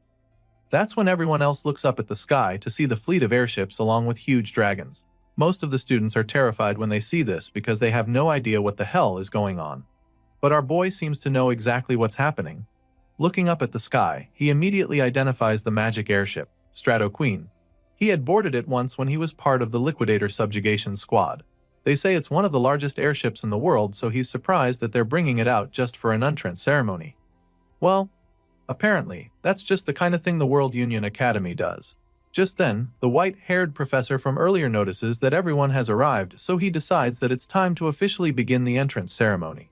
A while later, just after the headmaster's speech, we catch up with our boy who currently looks bored to death.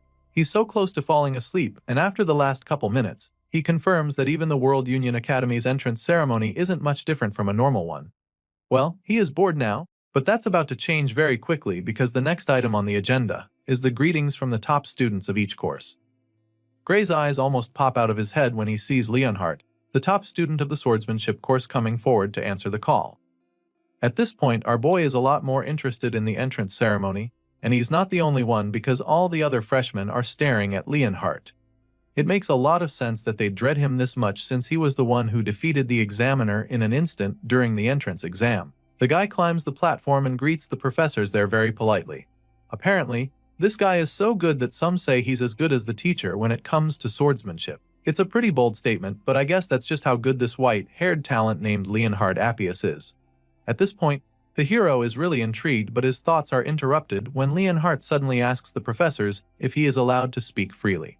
They confirm that he is free to talk, so he thanks them and prepares to give his own little speech. He starts by stating that he has just one complaint he'd like to make to the academy. But before revealing what it is, he turns to address his fellow students. Well, that's what he says at first, but then he throws a jab at our boy, claiming that he's only talking to the students who were admitted the proper way. Leonhardt tells them what an honor it is to be admitted to the academy with them, hopeful that they'll all graduate as individuals capable of making meaningful contributions to the world. That being said, he urges his classmates to work hard together, claiming that he looks forward to the days when they can aim high together as students of the prestigious World Union Academy. After giving this little speech, he returns to subtly attacking our hero by suggesting that there's someone among them who doesn't deserve to be there. He makes this bold statement and then turns to the Divine Eye Professor Ariel, asking her to confirm if he's correct or not.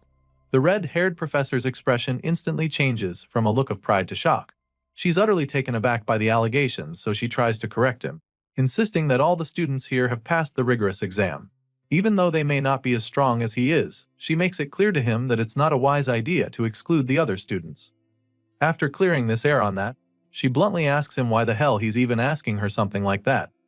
At this point, the persistent top student hits back at her, stating that he wasn't talking about those who have been admitted by passing their exams properly. And then, he looks Professor Ariel dead in the eye and tells her that he's talking about the student she let in through the back door with her Divine Eye special admission. The red-haired lady just smiles when he calls her out like this, but he doesn't even stop there, because the next thing he does is to loudly demand that the one who was specially admitted reveal himself. This dude even has the balls to demand that Gray return his uniform and leave the academy right away.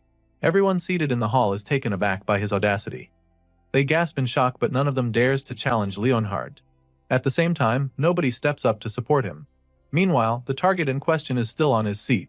He hasn't revealed himself yet because he's trying to understand what the reason for this hostility is. He's pretty nervous, but he's relieved that Leonhardt doesn't even know his face, because that would be a serious problem for him. He remembers when the top student stood up to answer the call, and he's glad that the guy didn't notice him back then despite how close they were to each other. Since Leonhardt clearly doesn't know who he is, he figures that it's wiser to just remain seated because he might not get caught up in this whole thing if he doesn't actually step forward. When the special admissions student refuses to come forward, Professor Ariel finally chimes in with an unbothered look on her face. She suggests that this year's students are quite lively after seeing how bold the guy standing before her is. She makes this statement, hoping to lighten the mood, but the persistent top student just snaps at her. He makes her understand that he's very serious about what he just said, and then demands that she stop admitting students through the back door. He's about to say some more disrespectful stuff when Professor Ariel finally gets fed up. She cuts him off by appearing behind him and then prepares to show him exactly why she's a professor at the academy. Ariel asks Leonhardt if he thinks that he's stronger than the student she chose through the Divine Eye special admissions. The question catches him off guard at first because he's not completely sure. But he's already made a lot of noise, and backing off now would just make him look stupid, so he musters the courage to state that he is. He's furious that she'd even ask him a question like that and wonders if she thinks that he's not as strong as the mystery student. With this response, Professor Ariel smiles even more because she knows what things are about to get interesting. She likes his attitude and proposes that they make a bet so he can put his money where his mouth is. Once again, Leonhardt is taken aback by the idea she just brought up, but she reiterates and confirms that she actually wants to make a bet, and not just any regular net, because she's actually willing to gamble with her job to prove that she didn't make a mistake. Of course, This bet means that Gray Lee's special admission will also be at stake, so our boy becomes pretty worried because this definitely wasn't part of his plans. Gray begins to panic because he doesn't even know what kind of bet this daring lady is talking about right now. Off the top of his head, Leonhardt figures that the professor probably wants to make him fight the special admission student, but she claims that she would never do such a boorish thing. After all, she believes that Leonhardt would end up dead if our boy goes all out against him. She literally tells him that he's no match for the special admission student, and then assures him that she wouldn't intentionally make them fight because as an educator, she must not put the lives of her students at risk. Of course, the only person she's worried about is Leonhardt, so she makes this clear to him, which of course causes him to become absolutely livid. The veins in his head start bulging out as his blood begins to boil, and then he asks the lady if she's actually trying to provoke him. In response, Professor Ariel bluntly tells him that she meant every word of what she just said. As such, she suggests that they make their bet about monsters since it would be safer that way. Rather than making them fight and risk hurting each other, it's safer to see which of them is better at killing monsters. Professor Ariel makes the proposal and still manages to piss the top student off by teasing him about how he's better at fighting monsters than humans. Despite being really mad, he admits that she is truly well informed and then asks her what their bet will be exactly. Now that they're on the same page, Professor Ariel reveals that the conditions for the bet are very simple. All they have to do is kill the monsters that she picks as targets. Each round, the target monster will get stronger, and whoever fails to defeat their monster first loses the bet. That being said, the red-haired lady reveals that she will retire from her position as a professor if her candidate loses the bet. And of course, this also means that the special students will be expelled. Of course, our boy feels very uncomfortable listening to the lady gamble with his future, but then again, she's the one who got him into the academy in the first place. As for Leonhardt, she informs him that he'll have to do whatever she says if he loses the bet instead.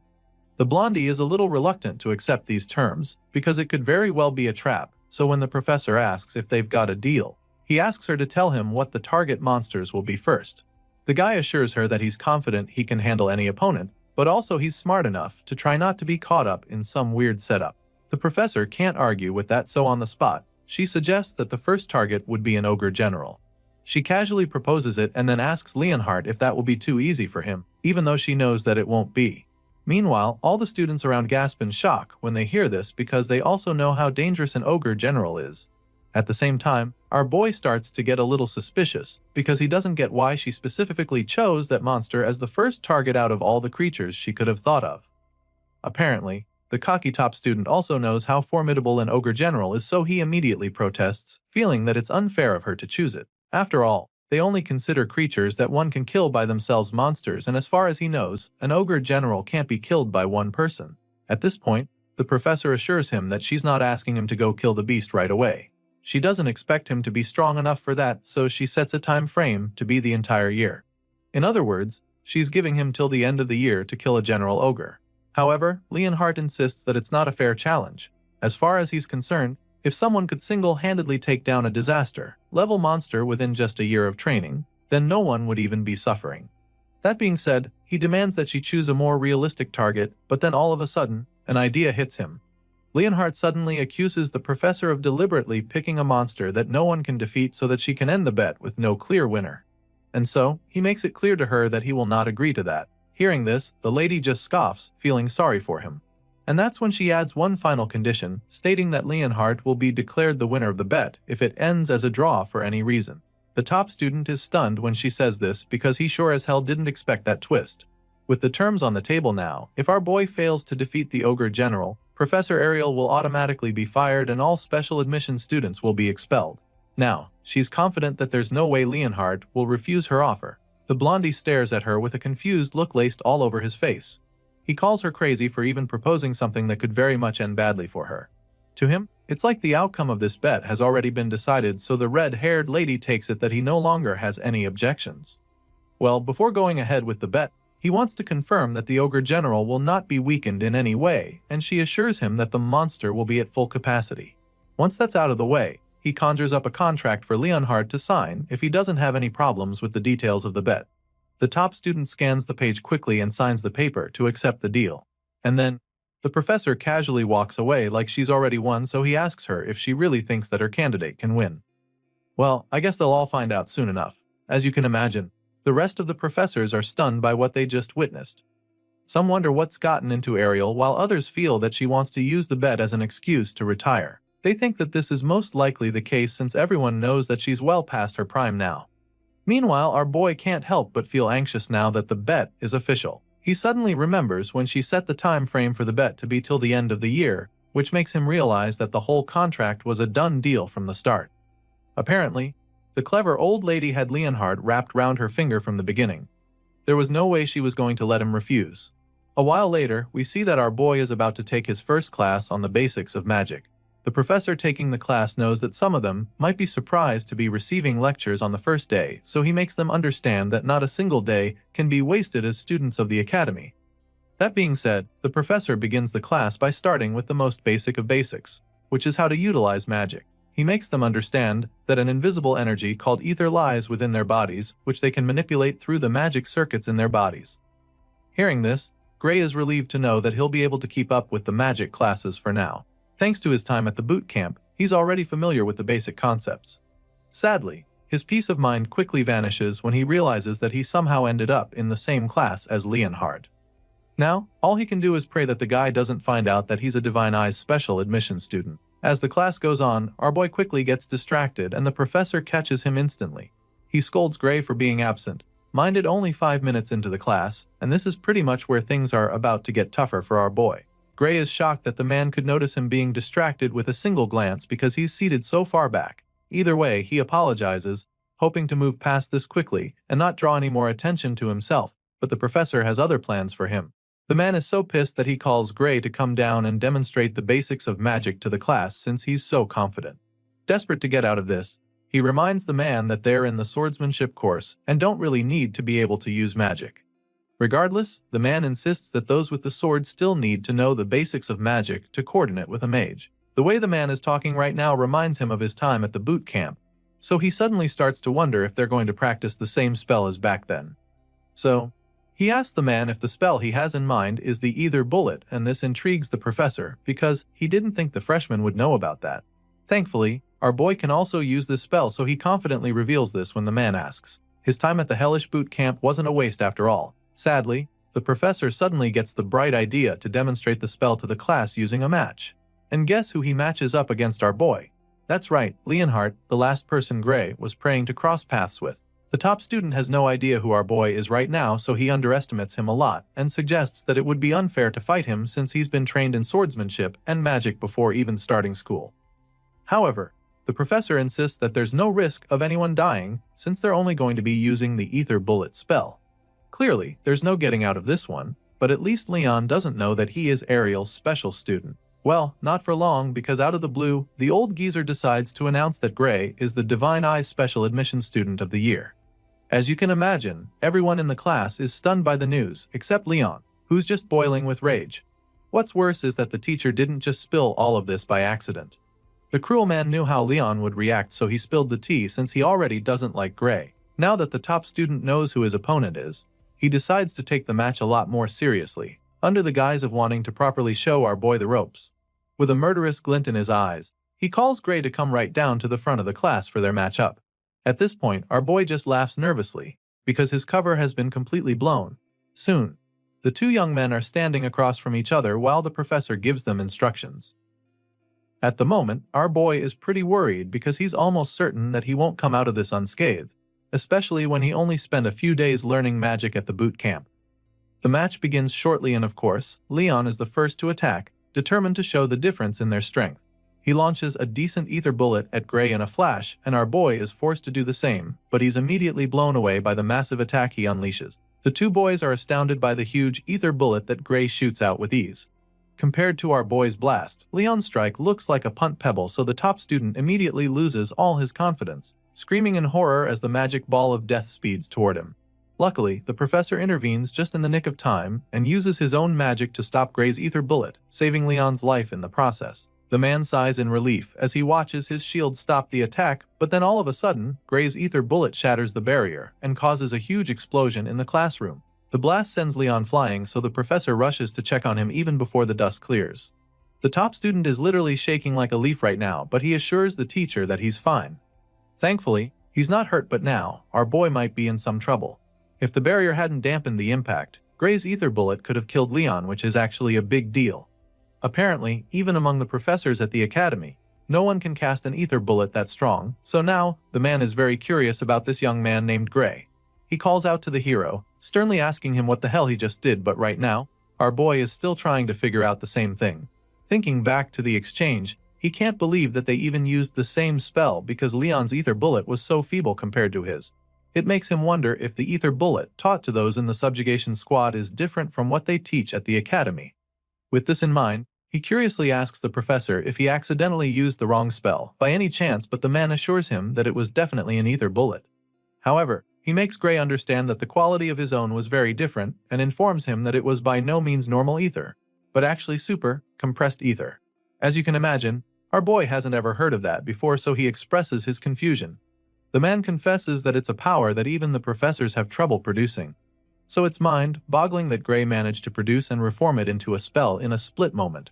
The professor goes ahead to state that there isn't a single person in the academy who can replicate what Gray just did. Just like the professor, the students are still blown away by the power they just witnessed. Whispers fill the hall as they all talk about how incredible the whole thing is. Some even feel that Gray should have been enrolled in the magic course from the start instead of specially admitting him. Despite everything the professor just explained, our boy can't help but feel that something is wrong somewhere. All the spells learned by the subjugation squad at the boot camp look just like what he unleashed a few moments ago. From what he can remember, he was even one of the ones lacking an aptitude for it, so to him, this is like the basics. And it makes him wonder if the professor is pulling his leg because he feels that anyone should be able to pull off something like that with proper practice. Hearing this, the man just starts laughing, which catches our boy off guard. He's so confused, but the professor just laughs even harder, like a maniac. He eventually stops laughing and then strangely asks our boy to consider transferring to the magic course. The old man is convinced that the kid is more talented at magic than swordsmanship, so he even offers to vouch for him if he agrees to transfer. Unfortunately, Gray immediately dashes his hopes by politely declining the offer. Our boy claims that he'll have to pass on it because he was told that he's not very good at magic. Of course, this response sounds like absolute crazy talk to the professor, especially after what he just witnessed with his naked eyes. He doesn't even get how Gray can sag something like that when he understands the ether compression technique well enough to produce super, compressed ether at such a young age. As far as he's concerned, the boy is an unparalleled prodigy, even by the academy standards. In his mind, whoever said that Gray isn't good at magic is a fool because the person clearly had no idea what they were talking about. And so, he once again asks our boy if he's sure that he doesn't want to transfer to the magic course. Gray just remains silent at this point while the other students talk about how amazing it is to see a professor who rarely compliments students to be showering someone with this much praise. When the hero fails to give him an answer, the man bluntly informs him that it would be a big loss for the world if he doesn't study magic. The man is so invested that he would even call Gray's refusal a crime against magic. For some reason, our boy laughs upon hearing this despite the deathly serious look on the professor's face. Just then, he suddenly remembers hearing something about the ether compression technique during his time at the boot camp. You see, back then, they were taught by the greatest mage to ever live in their world. On that faithful day, she told them about something called OD. It's also known as life force, but nobody knew it existed before, and as a result, it was very difficult to cast proper magic. She told them how people had to continuously compress ether within their bodies and then gather it. And even then, they could only use it when the bits happened to mix with OD by chance. This memory plays back in Gray's mind, so he immediately asks his current professor if he knows about OD. The man is instantly stumped by the question because he has no idea what that is.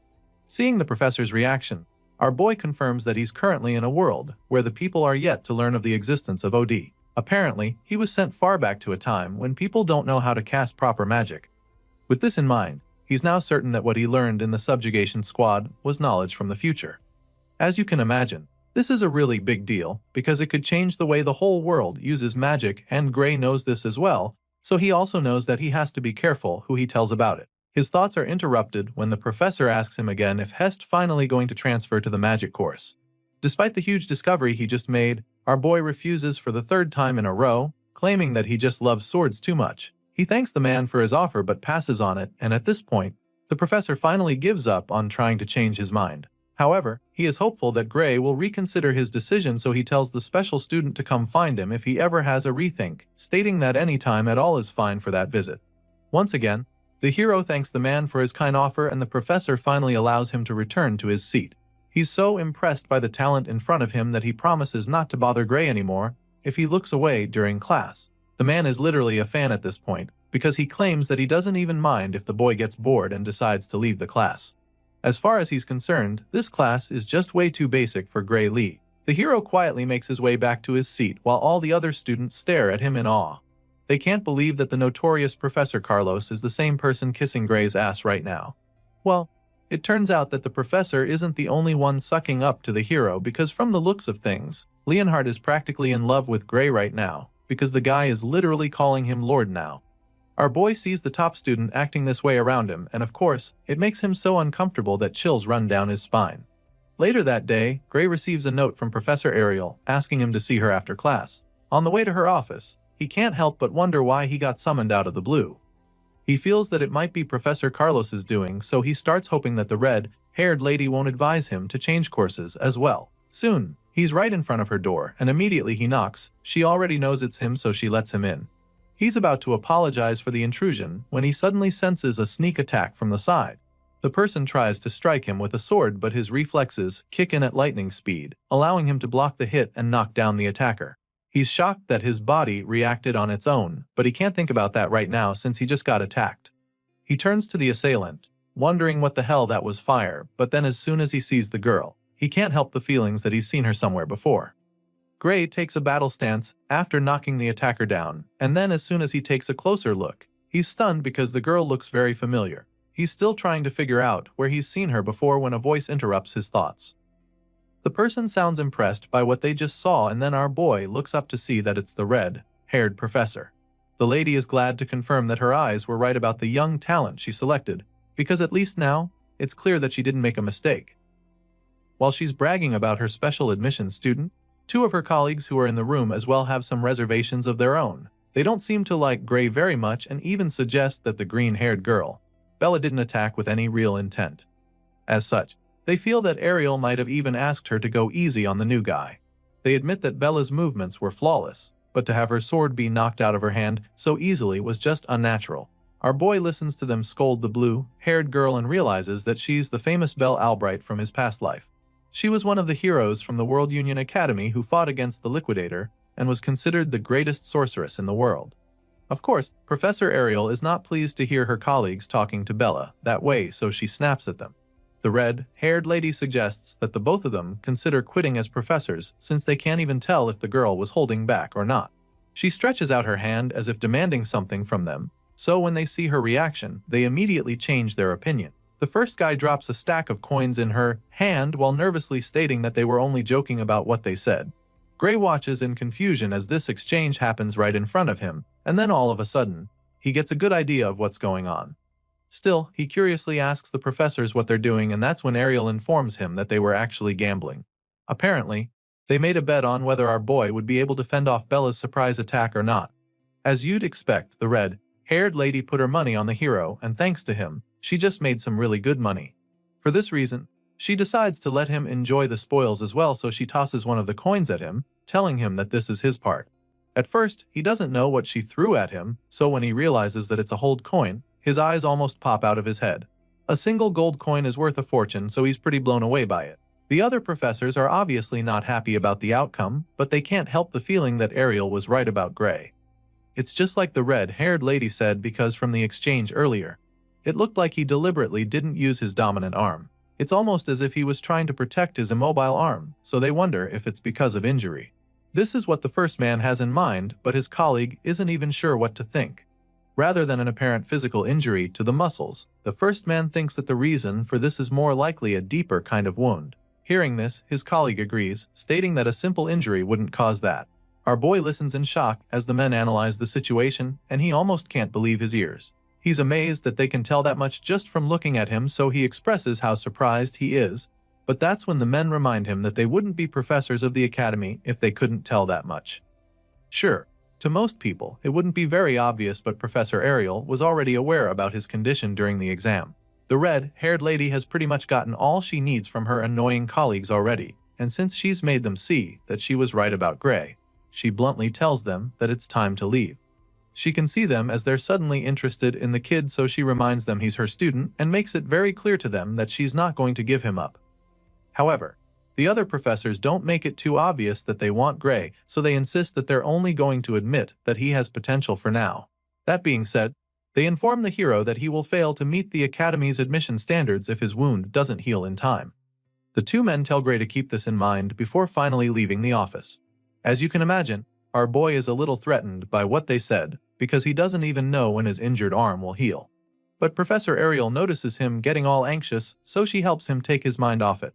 Now that nuisances are gone, she suggests that they start talking about magic, which can only mean that she's heard about his incredible display in class.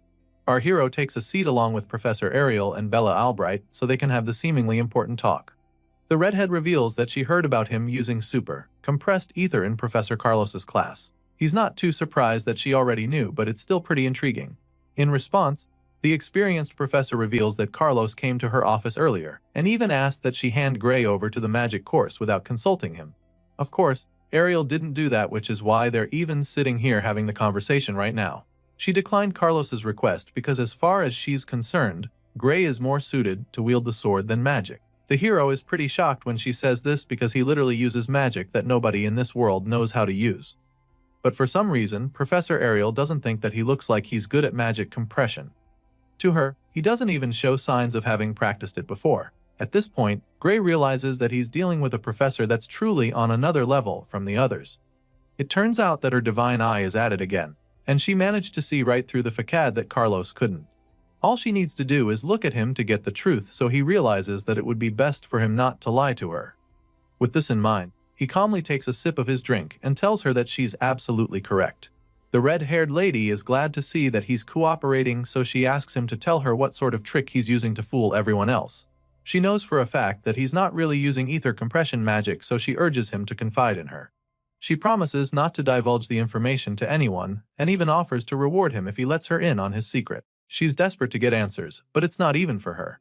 The reason she needs to is because of Bella. Of course, the hero is shocked that she would even say this because Bella is literally the sorcerer who taught him the very same magic in his previous life. He's so shocked that he almost addresses her as the sorceress, but he quickly dodges the bullet. Gray is truly stunned because he knows just how good Bella is. Professor Ariel can understand his confusion, so she decides to explain the situation. Apparently, even though the girl is a genius at magic theory, she's far from the best when it comes to actually using the magic. For some reason, the girl just can't use the ether compression technique properly, and it's the same reason she can't create super compressed ether. Hearing this, Gray suddenly remembers what he heard about Bella Albright being a late bloomer. She might have been the most powerful sorcerer in his previous life, but her time at the academy wasn't actually impressive. After hearing what the professor just said, he now understands why that was the case. Moving on, the professor goes on to reveal what she noticed. From what she heard from Carlos, when Gray used the super compressed ether, he didn't even look like he compressed ether at all. And so, if there's a way to use super compressed ether without actually compressing ether, then it means Bella won't have to be sent to Professor Bradley. As soon as Gray hears this name, the gears in his head start turning. He suddenly remembers the man known as Professor Varian Bradley, and judging by the horrified look on his face, it's pretty clear that the man might be a problem for students. Seeing the look on his face, Professor Ariel is intrigued that he knows of the man. Well, it's practically impossible not to know him since he's extremely infamous. After all, he has conducted countless experiments of humans, murdering many in the process. On top of that, he has caused magic disasters that resulted in the death of tens of thousands of people. To cut the long story short, Professor Varian Bradley is history's worst magic criminal. The fact that Ariel talked about Bella being sent to the man puzzles our boy a bit, because he can't believe that the man still hasn't been caught in this period. Sadly, that's the case, and if Bella can't create super compressed ether by the end of the year, she'll be sent to him where she will undergo surgery. As you can imagine, Gray is mortified by this information, so he immediately informs the professor that it's likely a bad idea. It turns out that Ariel even knows that it's not wise. Even though the surgery is under the pretense of enhancing her magic abilities, it's actually human experimentation, and she is fully aware. Professor Ariel knows about his shady ways already, but his activities haven't been made public yet. But then again, rumor has it that he's the reason some people have died, while others were left broken. It's dangerous and scary to the blue-haired girl, but she doesn't have much of a choice because she will be expelled by the end of the year if she can't use super compressed ether. Of course, Professor Ariel doesn't like the situation, and she'd even prefer that Bella quit the academy to having that man mess with her body. Now, our boy is really tempted to tell them the truth. However, The magic he knows is knowledge that does not even exist at this time. As such, telling them might end up changing the course of history. But then again, seeing how terrified Bella is right now, he suddenly remembers what happened during the battle against the Liquidator. He remembers how the alien invader overpowered them and defeated humanity's last hope with ease. With this in mind, he immediately decides to help the blue-haired girl, because as far as he's concerned, that hellhole people call the future is much better off changed. Gray makes up his mind and promises to teach her how to use super compressed ether. The scene shifts and the next thing we see is that our boy is already training Bella in the arena. He quickly concludes his lecture with her, admitting that he just gave her all the knowledge he has about magic. Just as they agreed, he reminds them not to tell anyone that he taught her this. Of course, Ariel intends to honor her word, so she even creates a signed magic contract, which states that they would literally die if they break the deal. Now that they've gotten that out of the way, he asks them what they think about what he just taught Bella. In response, the red-haired professor reveals that just learning about OD alone blew her mind. However, the knowledge of magic he revealed is beyond that. As for Bella, she thinks that it's brief yet well organized. His lecture was pretty good for her to the point that she felt like she was listening to a magic class from hundreds of years into the future. In other words, just hearing Gray's explanation has definitely advanced the history of magic by 100 years. Of course, our boy doesn't tell her that he just remixed the lecture she gave him 10 years from now. The red-haired lady admits that she couldn't even judge properly, so she's not even sure what Gray said is true. In response, Bella suggests that there's a good chance the theory is correct. After all, nothing he said contradicts the current theory of magic. But then again, the quickest way to find out is to test it. So, she writes down a spell and shows it to him, feeling that it should work if everything he said is true. She proceeds to demonstrate what she believes is her full strength according to that theory. But this leaves our boy pretty anxious, because the last time he checked, Bella's full strength is said to be capable of burning down an entire city. Moreover, she was said to be unable to properly control her powerful magic output. The timid young girl lifts her staff to cast the spell using Gray's teachings, and before anyone can even process what's going on, a mind-blowing blast follows. Our boy tries to stop her from using her power, but she unleashes the terrifying blast of flames in the blink of an eye. They all take cover to protect themselves from the explosion, but then Gray looks up and discovers something really strange. He looks up at the overwhelming power and sees the flames suddenly flowing back to her staff. At this point, our boy realizes that she just saved his life, because if she hadn't taken control of the power run that split second, then he'd probably have been toast. All the flames from the devastating inferno go right back to her staff, and the blue-haired girl instantly expresses her excitement. She's so proud of herself for successfully controlling her power, and once she's feeling pretty confident, she uses the flames to conjure a massive dragon. For the first time since entering the academy, Bella Albright can finally enjoy using magic, but the final is short-lived because she suddenly runs out of ether. She starts feeling really dizzy and collapses instantly. Bella falls face flat on the floor, so Gray rushes to check on her. He calls out to her, trying to wake her up, but Professor Ariel tells him to just let her rest, explaining that she fell asleep because she ran out of ether. Hearing this, our boy is a lot more relaxed, so he just smiles at Bella, feeling pretty proud. Her spell is still active even after she passed out, so the professor takes some time to admire her magic. To her, it was a really marvelous sight, and she's really impressed that Bella managed to put together magic on that scale in such a short amount of time. But just then, the half-conscious girl mumbles something about how Gray's theory is what's truly amazing. If only she knew it was her own theory. Now that she can easily create super compressed ether, she no longer needs the surgery, so Ariel can't wait to tell Bradley that they won't be needing his services anymore. The red-haired professor is glad that Bella no longer needs the surgery, but she's even more grateful that the girl didn't lose her magic control. When she says this, our boy is pretty intrigued, so he asks the lady what she's talking about. At this point, Ariel explains that Bradley's surgery comes at the expense of control, even though it increases one's magical output. Even though the details of how it works are a secret, Ariel knows for sure that the surgery forcibly breaks one's limiter. This information is quite new to our boy, but it also makes a lot of sense because in his previous life, he remembers that Bella couldn't control her magic. Well, thanks to Gray, Bella doesn't have to go through that anymore, since she can now create super compressed ether. Since he's done his part, Ariel states that she will now fulfill her own part of the contract. First of all, she would like to help fix his arm, and she has a special type of magic she wants to use on it. Of course, our boy is stunned to hear this, but he doesn't refuse, so he lets her do her thing. The professor releases a surge of magic into his right hand, and the magic fills the air, leaving our boy speechless. He watches in awe as she attempts to heal his hand, and by the time she's done, she asks him how he feels. The moment of truth arrives as Gray tries to move his fingers. Sure enough, He's able to control his hand, so he's truly astounded. He thanks the professor for what she just did, revealing that a magical healing potion could cure him. To this, the lady just scoffs and then tells him to never compare her nerve-restoring magic to his average magic potions. She trusts her skills, but she's also curious to know if his hand moves the way it did before, so she tells him to try swinging a sword. Our boy is more than happy to try this out because it's been ages since he held a sword with his dominant arm. He takes the first swing and is a little surprised by the outcome, so he tries a couple more slashes and he remains speechless. At this point, he informs the professor that his hand doesn't move as well as it used to. He explains this to Ariel, but she's not even surprised. She actually suspected that she might have repaired his nerves, but she also knows that her magic cannot heal the wounds in his soul. Gray is a little taken aback when she starts talking about his soul, so she assures him that he heard right. Today's magic knowledge hasn't proven the existence of one's soul yet, but she believes that it does. After all, she can see it with her divine eye. And even now, from what she can see, Gray's soul is slowly healing. She assures him that it will heal naturally as long as he doesn't overexert himself. He's not sure how to achieve this, so he asks the professor if this means that he should refrain from practicing with swords. Thankfully, that's not the case. Ariel assures him that it's fine for him to exercise as he normally would, but at the moment, she's even more concerned in finding out what kind of swordsmanship could harm one's soul this much. Hearing this, the hero just laughs nervously, hoping that she doesn't start asking too many questions. Apparently, Ariel is aware of someone who uses a swordsmanship that uses one's soul to move the sword, but Gray doesn't know who she's talking about, so she reveals that it's Amy White. She figures that our boy might know Amy, but he's just stunned because he doesn't get why she's talking about the Sword Saint. In the present timeline, he shouldn't even know Amy. The professor notices the confusion on his face, so she realizes that she might be wrong. Her guess was wrong, but in her defense, the way Gray wields the sword gave her the impression that he learned it from Amy.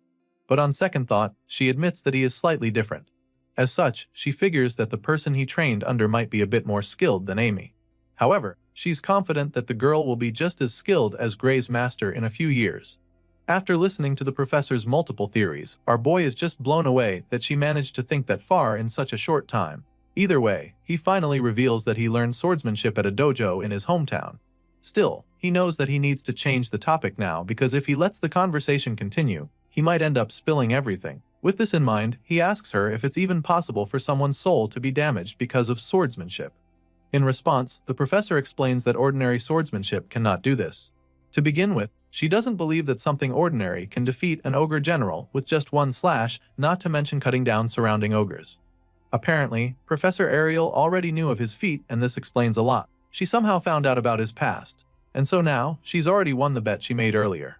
She reveals that she was shown some of the remains left at the scene. She found the sight magnificent because even the most sophisticated cleaving magic couldn't have done that.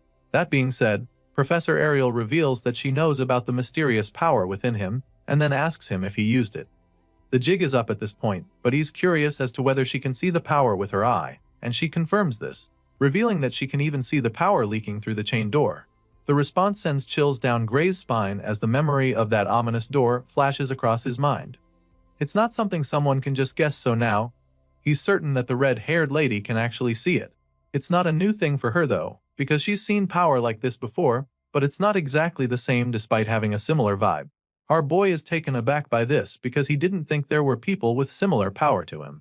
At this point, Professor Ariel reveals that they do exist, but she also admits that she's not sure they are human, from what she's heard. The one she's talking about is the Liquidator, and the moment she reveals this, the hero's eyes widen in horror because he has no idea why that name is being mentioned in this time period. Seeing that he knows that futuristic kind of magic theory, it's not so surprising though. Hearing this, Gray confirms that what he's been using is really knowledge from the future. However, no one has truly figured out that part yet. Just then, the professor asks him how much he knows about the Liquidator, and this leaves him dumbfounded for a second. Regardless, he tells her that all he knows is that the celestial being is an extremely dangerous threat to humanity. As far as Gray is concerned, the Liquidator has to be stopped before he appears because if that happens, then he must be destroyed no matter what it takes. For some reason, the professor thinks that his explanation is a little extreme, but she does agree that the Liquidator is dangerous. Even so, Varian Bradley seems intent on continuing his experiments, and she reveals this to our guy. As you can imagine, Gray is taken aback at this point because he's not even sure how Varian is related to this. Apparently, the professor is convinced that there's a connection. As far as the lady is concerned, the Liquidator is the very being that the man is trying to summon. This definitely comes as a shock to the MC because the last time he checked, the Liquidator was supposed to be an alien. He's blown away by the fact that the Liquidator was actually created by a man because no one had ever mentioned anything like that. But then again, the Academy in the last timeline acted as if they knew exactly where the Liquidator would appear. He remembers the war and how they had predicted the location of the battlefield. Memories of their fleet heading over there flash across his mind, and so now it starts to make a lot of sense. It's a truly shocking discovery, but it's now looking very likely that the Academy was involved in summoning the World Enders all along. Now that Gray knows what's really going on, he strongly suggests that Varian's dangerous experiment be stopped immediately. Professor Ariel agrees with him, of course, but the look on her face suggests that it's not going to be an easy task. The red-haired lady also wishes for the experiment to be stopped, but there's a major obstacle in the way. Unfortunately, the person running the project is a professor just like her, so she doesn't have the authority to shut him or his experiments down. Sure, she doesn't have the power, so she already pushed the higher-ups to cancel Varian, but they refuse to listen to her. Hearing this, Gray immediately demands to know who exactly these higher-ups are because he can't understand why anyone would sit back and watch someone start an apocalypse under their noses. He's definitely ready to go meet the authorities, but the professor sadly reveals that she is not allowed to reveal their identity to him either. She wishes she could, but she doesn't even have the authority to do. The bottom line is that no one can force the experiment to stop unless the orders come from above. As you can imagine, Gray is disappointed that he couldn't even get a name from her. And now, it's looking like the Academy's leadership is more tangled than he thought initially. The situation is looking pretty bleak, but then all of a sudden, an idea pops up in his mind. It is already clear that the higher-ups don't want to stop Varian, but if the man in question is a criminal, that should change things. This is our boy's train of thought right now, because he remembers that the man in question killed tens of thousands with his illegal experiments in the previous world. If that was the case back then, it shouldn't be much different now. The MC knows where the mad scientist's lab is, so he feels that they should take action right away. With this in mind, he informs the professor that he knows where Varian is conducting his illegal experiments and proposes that they try to catch him red-handed. After all, that's the best way to prove that he needs to be shut down.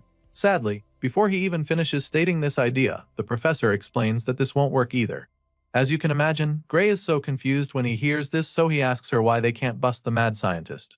Apparently, entering an academy professor's research facility without permission is a very serious crime on its own over here. That being said, the red-haired lady makes him understand that they'll be the ones getting locked up if they are unable to produce hard evidence after breaking into the lab. And so, she straight up asks Gray if he's trying to say that he already has proof of Varian's crime already. Sadly, our boy doesn't have any concrete evidence at the moment. He's working with the events that occurred in his previous life, so he can't say for sure that it's the same now. So, he doesn't say anything, confirming that he's got nothing on the shady professor.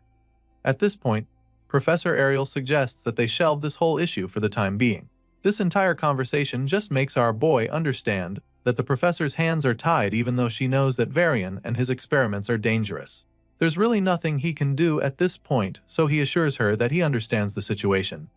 Now that they've got that out of the way, the lady suggests that they pay more attention to the more important matters at hand, which are his powers. She knows that he probably wants to learn how to be able to control it, so she offers to help him with that. Gray is blown away when she says this because he didn't even know that she could do that. Seeing the excitement in his eyes, she informs him that there's actually a professor in the academy who is very good at dealing with unknown forces. The man goes by the name Heathcote Longfellow, and Professor Ariel reveals this to Gray. Our boy is blown away by this because he's actually heard of the man before. It turns out that Heathcote Longfellow is the one who trained the Sword Saint, so it's a pretty big deal to be tutored by a man like that. Professor Ariel can tell that he's stoked about it, and she's not even surprised because she had a feeling that news would catch his interest. That being said, she offers to arrange for him to start private training with the man the following day. Of course, our boy doesn't have any issues with this, so he begs her to see to it. The very reason Gray came to the academy was so that he could master this mysterious power inside of him, but he definitely didn't expect to find a lead this quickly. The scene shifts, and the next thing we see is a very intense training session between the powerful professor. Our boy is already receiving private lessons from the one and only Heathcote Longfellow, so it's a really big deal for him. At first glance, you'd think these two are in the middle of a tough sparring session based on the strained looks on their faces. But we suddenly get to see the full picture and learn that they're actually running at insane speeds through the woods. As you can imagine, our boy doesn't get why they're doing this, but he doesn't complain and just follows the professor's lead. Surprisingly, the man is somehow able to sense that Gray's mind is wandering. This is not something that he's ready to entertain, so he tells Gray to pick up the pace since he's clearly not focused enough if he has room for stray thoughts. He demands that our boy keeps running until his body is at the absolute limit. Heathcote Longfellow insists that our boy keep running and only stop once he's burned away every drop of physical strength inside him. Because only then will his soul's power awaken. The professor informs him that they will not touch the sword as long as the MC still has even a scrap of stamina left in him. In other words, Gray will have to be on the brink of death before his new tutor will be satisfied. For most people, this might just be a deal breaker, but our boy knows what he came here for, so he's not going to shy away. After all, if this is the training that the legendary Heathcote Longfellow chose for him, then it must surely have a meaning. But then again, he can't shake the feeling that while he's here running laps, Varian is already carrying out his experiments to summon the Arbiter. He really wants to focus solely on the training as the professor demanded, but Gray is not even sure if this is what he should really be doing right now. Well, despite having these doubts at the start, our boy keeps going back every day, and after a week, he reports back to Professor Ariel. He goes to see her in her office then, and she asks him how it's been going with Heathcote. Of course, our boy takes the opportunity to say what's been going on. He tells her how it's mostly been running and adds that they do a bit of sword drills at the very end. Regardless, he does feel a bit stronger, and he admits this too. Of course, the lady isn't surprised to hear this because all of this sounds exactly like Professor Heathcote Longfellow. Their discussion is suddenly interrupted when someone suddenly knocks on the door. Professor Ariel lets him in, and the man gives her a letter that just arrived for her. He hands her the sealed envelope and takes his leave. Gray just watches the whole thing play out, looking all confused, but then the lady opens the letter to start reading through, and the look on her face informs him that there's something wrong, so he asks her what's up. Rather than telling him, she simply turns the paper to his face for him to see for himself. And by the time he sees it, his eyes widen in horror because the whole thing is just a report that Bella Albright has succeeded in producing super compressed ether. It appears that she has indeed gained a power closely resembling it. However, upon examination, it's clear that she has not actually compressed it. As a result, her new ability cannot be recognized as super compressed either. Therefore, the contract remains valid, and the operation will proceed as scheduled. This whole letter was sent by Varian Bradley, and after reading it, Gray is absolutely furious. As far as he's concerned, this is insanity, and the professor agrees with him. So, she suggests that Bradley is determined to force Bella into surgery by all means, even if she doesn't need it anymore. The mad scientist wants to make sure that he achieves his goals. Hearing this, our boy is pretty worried about Bella and wonders if she can refuse to partake in the experiment. Well, the contract is airtight, and the red-haired lady explains this to Gray. It turns out that the only way Bella can get out of doing the surgery is if Bradley himself voids it. That being said, Bella's only choices are expulsion or the operation. In other words, if she refuses, she'll be kicked out of the academy. Of course, this is horrifying news for our boy, so he expresses his displeasure, slammed his fist on the table. Seeing that this is the way things are going, Professor Ariel tells Gray that she needs his help, and then all of a sudden, she asks him to tell her where Bradley's lab is. Apparently, the letter he just sent to her was some kind of trigger that is enough to change her mind. Remember when she said that they can't enter another professor's lab? Well, now the lady is suddenly fine with busting the mad scientist because if they are blue to expose him as a criminal, then his contract will be null and void. As soon as Gray hears this, the worried look on his face is suddenly replaced with a smirk. Sure, he's excited about this, but he's also curious as to why she suddenly changed her mind. After all, she was the same person who just said that it would be too dangerous to go after him without proof. Hearing this, she simply tells him that they're just going to have to find the evidence they need. She makes this bold statement and then informs Gray that she's putting her faith in him right now. You can tell that she's nervous about this whole plan, but then again, she realizes that she's actually even put her faith in him from the start. She was bold enough to do this because her divine eye had already told her that our boy was telling the truth the whole time. Apparently, she's known this for a while now, but it just took her this long to get herself to finally admit it. Our boy listens to her saying all of this, and it makes him feel very good about their plan. Professor Ariel confesses this to him, and then finally asks him to show her the way. It's clear that he knows the things that can help them, so she urges him to share in order to bring Bradley's crime to light together. And judging by the look on our boy's face, it's pretty clear that he's all in.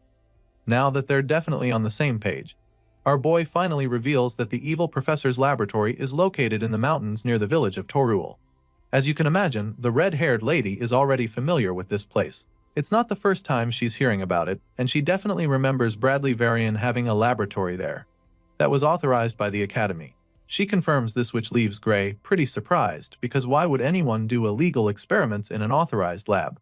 Well, the professor doesn't think he should even be surprised, because as far as she's concerned, there's no better place to conduct illegal experiments if not there. I mean, no one will bat an eyelid even if he stays there for too long, since it's a place that's been reserved for him and his research. On top of that, no other professor in the Academy has the authority to interfere with his lab, so the Torwal Mountains are just perfect for the mad scientist. Now though, that's about to change, because Ariel is determined to get evidence of his crimes, since they won't be charged with breaking into his lab that way. While they're plotting and scheming on how to bust the evil professor, Bella interrupts them with a knock on the door. Of course, Professor Ariel lets her in, so the blue-haired girl comes in with a paper in her hand. From the look on her face, you can tell that she's kinda nervous. She reveals that she just received the letter, and before she can even say anything else, Ariel snatches the envelope from her. The red-haired lady tells her not to worry about anything, promising to take over from here. Of course, Bella doesn't know what the letter is even about yet, so she's pretty confused when the professor says this. She tries to ask Ariel what she means, wondering if her professor is planning to fight Bradley Varian for her sake. Going after the mad scientist is already risky enough, but Ariel seems to be doing this all by herself, which makes it even more scary to Bella. Ariel senses how worried her blue-haired student is right now, and she just finds it amusing. She simply scoffs in response before informing the worried girl that she alone is more than enough to handle the task. As you can imagine, this definitely gets Bella very anxious, especially since it's all happening because of her. She is pretty terrified now, and even our boy is starting to get concerned, so before the professor can leave the room, he calls out to her, begging her to wait before telling her that he's going with her. As soon as he says this, Bella doesn't even think twice before announcing that she will go too. The girl is determined to help out since all of this is happening because of her. It's her problem after all, so she insists on following them. As you'd expect, Professor Ariel is not comfortable with this sudden change of plans, so before the students can even say anything else, she stops them right in their tracks. And then, she reminds them that the person they're talking about is not some ordinary man. He's an academy professor, and not only that, he's also a lunatic who has repeatedly conducted dangerous human experiments. Professor Ariel points out all of this just in case the two ambitious students have forgotten so soon. There's no telling what Bradley Varian will do to them if he catches them poking their noses in his business. He's just that dangerous and erratic, so the red-haired professor bluntly makes it clear to them that she cannot let the both of them go to such a place. Ariel makes these points to discourage them from following her to the Torwal Mountains, but sadly, her efforts backfire. For some reason, rather than seeing reason with her, Gray feels that everything she said suggests that they come with her. Since even she knows what a monster Bradley Varian is, it just makes even more sense for her to take them along. Going alone is too dangerous even for her as far as Gray is concerned. In his mind, he should definitely be able to be of some help to her if he uses the same power he used to take down the Ogre General. Besides, if Professor Ariel disappears, then our boy will get expelled automatically because he's a Divine Eye admission student.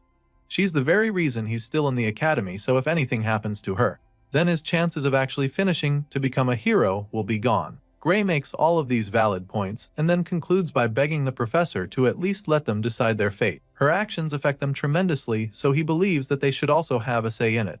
At this point, Gray and Bella go quiet and wait anxiously as the professor contemplates everything they just said. She's definitely not planning to be so rigid, so she quietly considers all our boy has said, and after a brief moment of silence, she gives in. I mean, with everything they just said, it seems like they'd just still come even if she told them not to. And so, there's really no point stopping them. That being said, the professor agrees to let them go with her, but under one condition. Hearing this, our boy eagerly waits to hear the terms, and then the lady tells them that they are to prioritize their own safety first no matter what happens. She reveals this non-negotiable condition to them and sternly asks them if they understand completely. Of course, they are pretty fine with the terms, so they loudly confirm that they understand. If that's what it will take for them to be involved on this important mission, they don't mind the terms. Sure enough, after that deal they made, Professor Ariel takes them along and the scene shifts. For a lab that's supposed to be a secret, the building is pretty massive. Anyway, the trio arrives after the moon comes up, and while they're hiding in the bushes, Bella keeps trying to wrap her head around the fact that the man is really doing his illegal experiments in this place. It's probably strange to her as well, but that's what it is. Professor Ariel confirms that this is really the place and reminds her of the objective. Now that they've arrived, the next course of action is to look for evidence of Varian's illegal experiments. Just to be 100% sure, she asks Gray to confirm everything she just said, and our boy assures her that they're on the same page. He definitely remembers this place from his past life, and he doesn't have a single doubt in his mind. Seeing how confident he is, Bella decides that she doesn't have any reason not to trust him. She's all for taking down the mad scientist, but she's still not sure that they can actually gather any evidence without getting in any trouble. That's her major concern now that they're here and she's seen the kind of place they're breaking into. Ariel can sense that the blue-haired girl is worried, so she attempts to calm her down. As far as she knows, Varian should be at the Magic Society's conference right now, so she's pretty convinced that he's not here at the moment. Still, the fact that the mad scientist isn't around doesn't necessarily mean that sneaking in will be a walk in the park or anything like that. She has a strong feeling that the entrance is rigged with all sorts of traps, so going in through the front is not really an option anymore. With that fact established, she concludes that they'll have to bust in through the Sade wall. Such a move has its own consequences as well, so Bella is pretty worried still. At this point, it's kinda obvious that Miss Blue Hair over here doesn't really have the stomach for a mission like this. She's been on edge since they arrived and worried about everything, so the professor reminds her that they came here to break into an academy, authorized lab. That in itself is already a crime, so whatever approach they take is still likely going to land them in trouble, especially if they're not able to find any concrete evidence. Either way, the professor tells her that she doesn't have to go if she doesn't want to. After all, she was the one who insisted on coming, so if she's no longer feeling up for it, she can always go back. Ariel is still very open to going on this mission by herself, so she wouldn't mind if they change their minds. She makes this very clear to Bella, but it just motivates the timid girl to stand strong. She claims that she's still going, but a part of her still doesn't get if all of this is worth it. As far as she knows, Professor Ariel is doing this for someone like her, so she doesn't think they should be going this far. However, Ariel simply informs her that that is where she's got it wrong, because stopping Varian's experiments is for the sake of the entire world. Right now, Bella doesn't understand the gravity of letting the mad scientist get his way, so Gray explains that countless people will die if they don't stop Varian. He says this but quickly corrects himself, claiming that the whole world will be sacrificed if they don't stop the evil professor.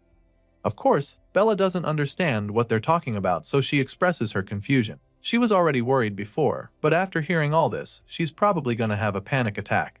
The professor can foresee this already, and that's not what they need on this kind of mission right now, so she tells Bella that Gray is probably just exaggerating. Nevertheless, she agrees with what he said about how the mad scientist needs to be stopped at all cost. She knows that the girl might still be bothered, so she keeps telling Bella not to worry, assuring her that they're here for her and will literally put their lives on the line for her. Ariel says these words with a reassuring smile etched on her face, hoping to calm the timid student. Once they're able to get all the doubts and worries out of the way, the professor finally gives the signal for them to move out. The three of them blast off with blistering force toward the lab, determined to find the evidence they need to take down Varian. Ariel casts an insanely powerful spell mid-air and instantly unleashes a devastating blast that blows a hole in the side wall of the facility. So much for being stealthy. The blast is truly incredible as it leads to a mind-blowing explosion that almost sends them flying. The force from the blast is so much that Gray barely manages to avoid being thrown off his feet. Of course, he also didn't expect a blast of that magnitude, so he finds it amusing. Ariel just had to do something way over the top. Anyway, now that they've got an opening, they make their way to the freshly opened hole in the wall. It's a miracle the facility is still standing after taking such a devastating blast, but I guess that's a good thing. Gray Lee takes the lead since he's the one who knows the way, but as soon as he steps into the lab, his eyes widen in horror. Our boy is instantly met with a very shocking surprise. Remember, this lab was supposed to be filled with enough evidence to enable them shut down Varian's illegal experiments. Well, what our boy finds is even more horrifying than what he imagined. It's literally a huge prison with several cells lined up one after the other. Inside these cages, there are human beings bound in chains, and those of them who are not already corpses look like they're on the brink of death. Most of the bodies are covered in blood scattered all over inside the cells. Clearly, they're now 100% sure that Varian is an evil piece of trash. This is proof that he's been carrying out inhumane research, and it wasn't even that hard to find. Looks like there's no need to make an effort searching for the evidence they came for. There's literally so many dismembered corpses in the cells that it's sickening, and Bella is probably doing her best not to freak out right now. The professor is speechless at first, but then she's finally able to organize her thoughts. For her, just a glance is enough to see 14 forbidden spells that have been used on these poor victims. Using such spells is undeniably a criminal offense, which just shows how terrible Varian is. There isn't even a need to mention the unauthorized human experiments, as far as she's concerned, because merely using these forbidden spells is an equally serious offense in the eyes of the Academy. They're still taking a tour of the horrific research facility when they suddenly come across some more disturbing stuff on the other side. Of course, they all go to investigate, and that's when they get a better view of this ominous-looking magic circle on the floor. It's surrounded with lit candles, which is even more creepy. At first glance, it looks like some sort of altar, so after getting close to it, they're a little confused. They've obviously seen more than enough proof that the scumbag professor is up to no good, so Bella asks what they should do now, because their original plan was to leave with evidence. However, she doesn't think it's right to leave just like that, because they also need to rescue the people who are trapped in the cells. At least the ones who are still alive. Gray is the first to respond to her, reminding her that they shouldn't stay here for too long. He's afraid that Varian might return and find them there if they're not careful, but before he can even finish explaining this, he's suddenly cut off. Our boy is interrupted by an ominous voice in the shadows, and that's definitely not a good sign. As you've probably guessed already, this voice belongs to the one and only Bradley Varian, who sounds really amused by the presence of unexpected visitors. They were just talking about him, so he tauntingly asks if they were calling for him. The evil professor slowly walks out from the darkness, and his colleague is the first to confront him. With a confident smirk on her face, Ariel asks him what happened to his conference. After all, that's where he's supposed to be right now. She calls his name, and that's when we finally get to see the face of this notoriously dangerous man.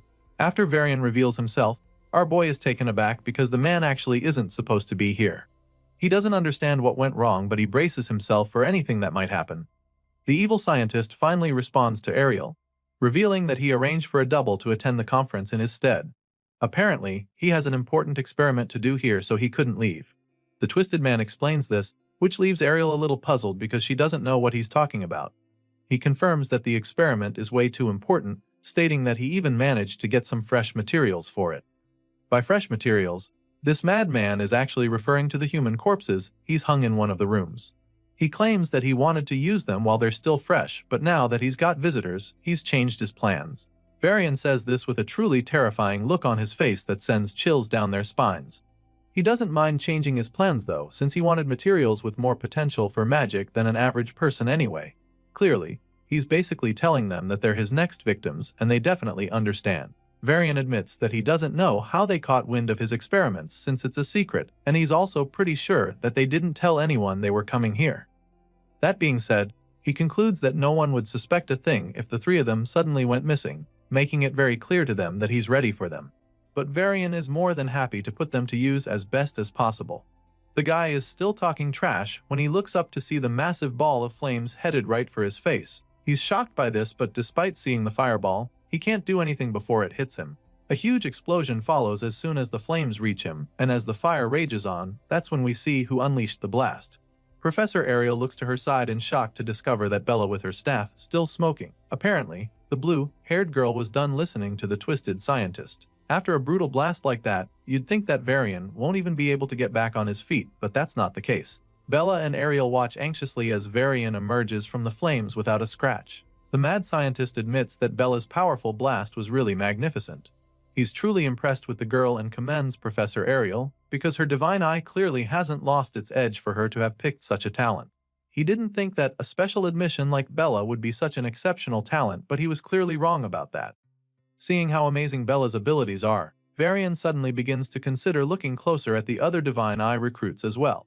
The man makes this cryptic threat with a sinister look on his face, and then proceeds to address the blue-haired girl who just hired a mini inferno at him. He claims that he's not impressed with what just happened, informing her that she's an academy student who just tried to assassinate a professor. Despite being terrified, Bella musters the courage to hit back at him, telling him that it is better to kill than be killed. Sadly, she missed her chance to do that now, and she knows it. It's pretty obvious that she might not get another, so before things get even more out of their control, Professor Ariel reveals that they're pulling back for now. After all, they have already gathered the evidence they came for, and she believes that the Academy will handle the rest once they report what they know. Varian also finds it amusing that she thinks he would just let them walk away, after all the trouble they've caused him already.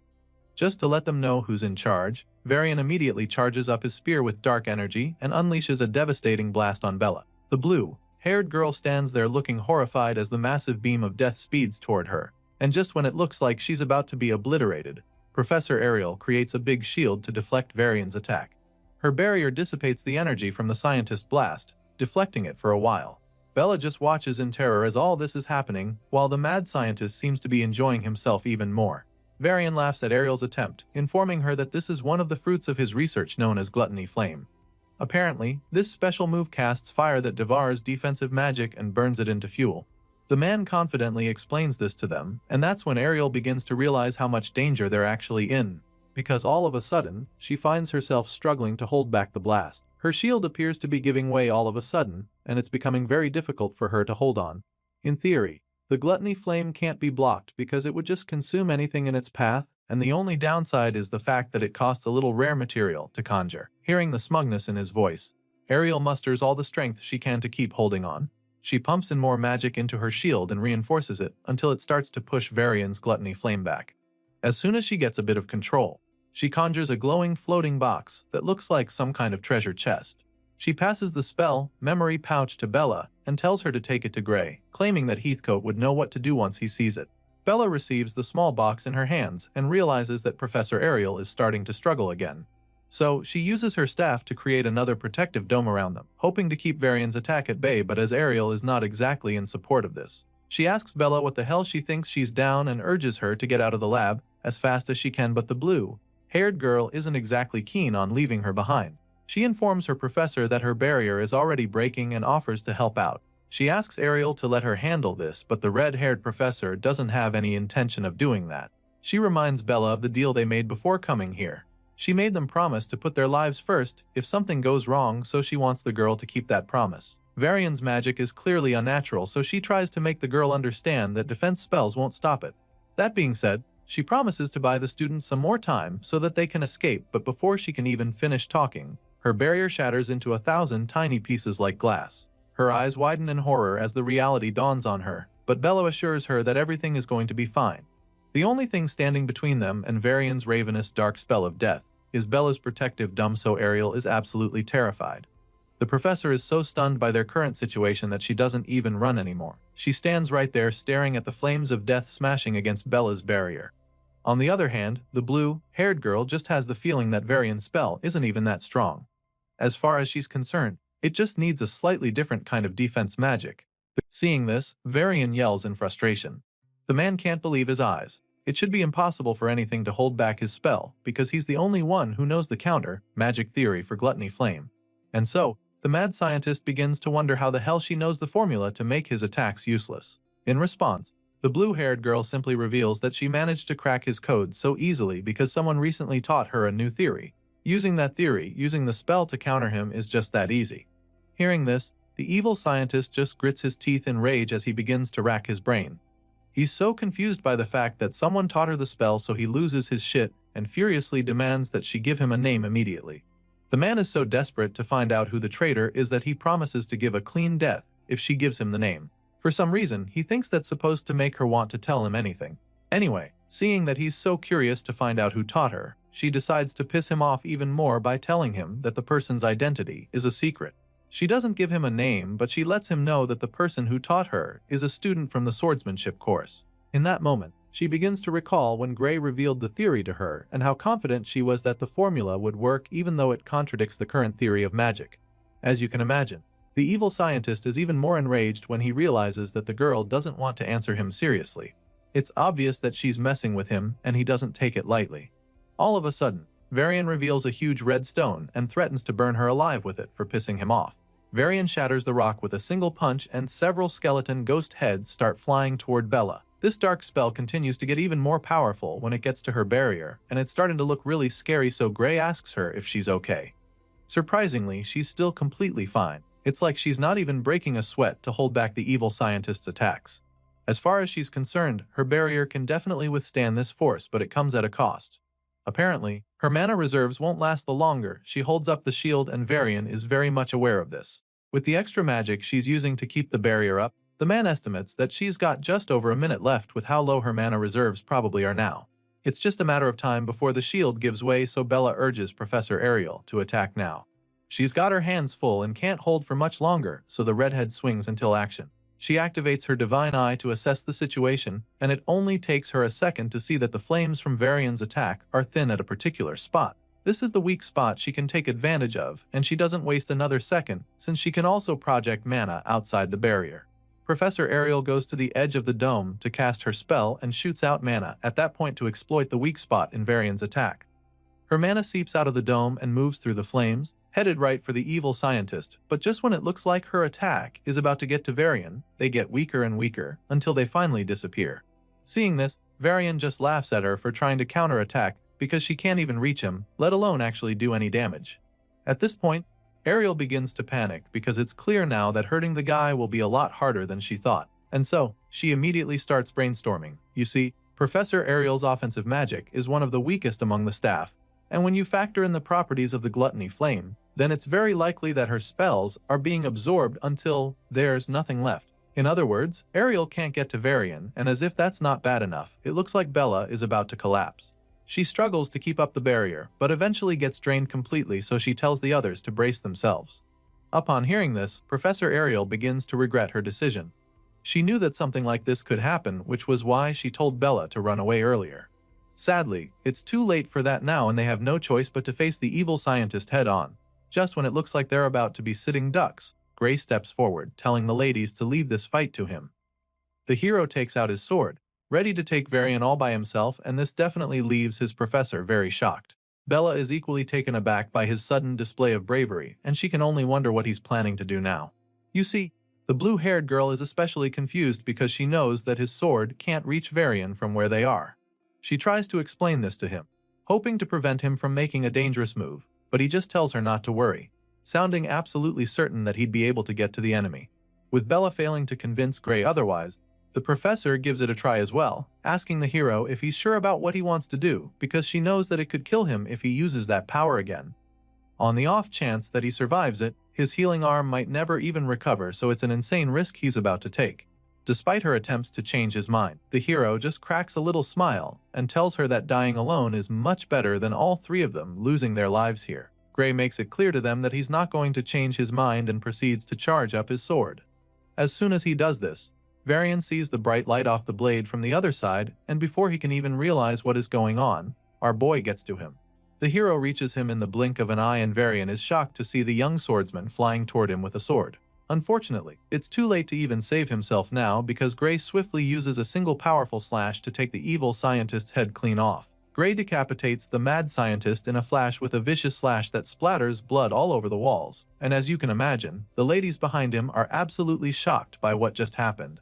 Eventually, Varian's headless corpse falls to the ground, and that's when even Professor Ariel realizes the gravity of what just happened. Her eyes widened in awe, claiming that it's her first time seeing the real one with her own eyes. Sure, she knew that Gray was special already, but after seeing the kid take the tyrant down with so much ease, she's absolutely staggered.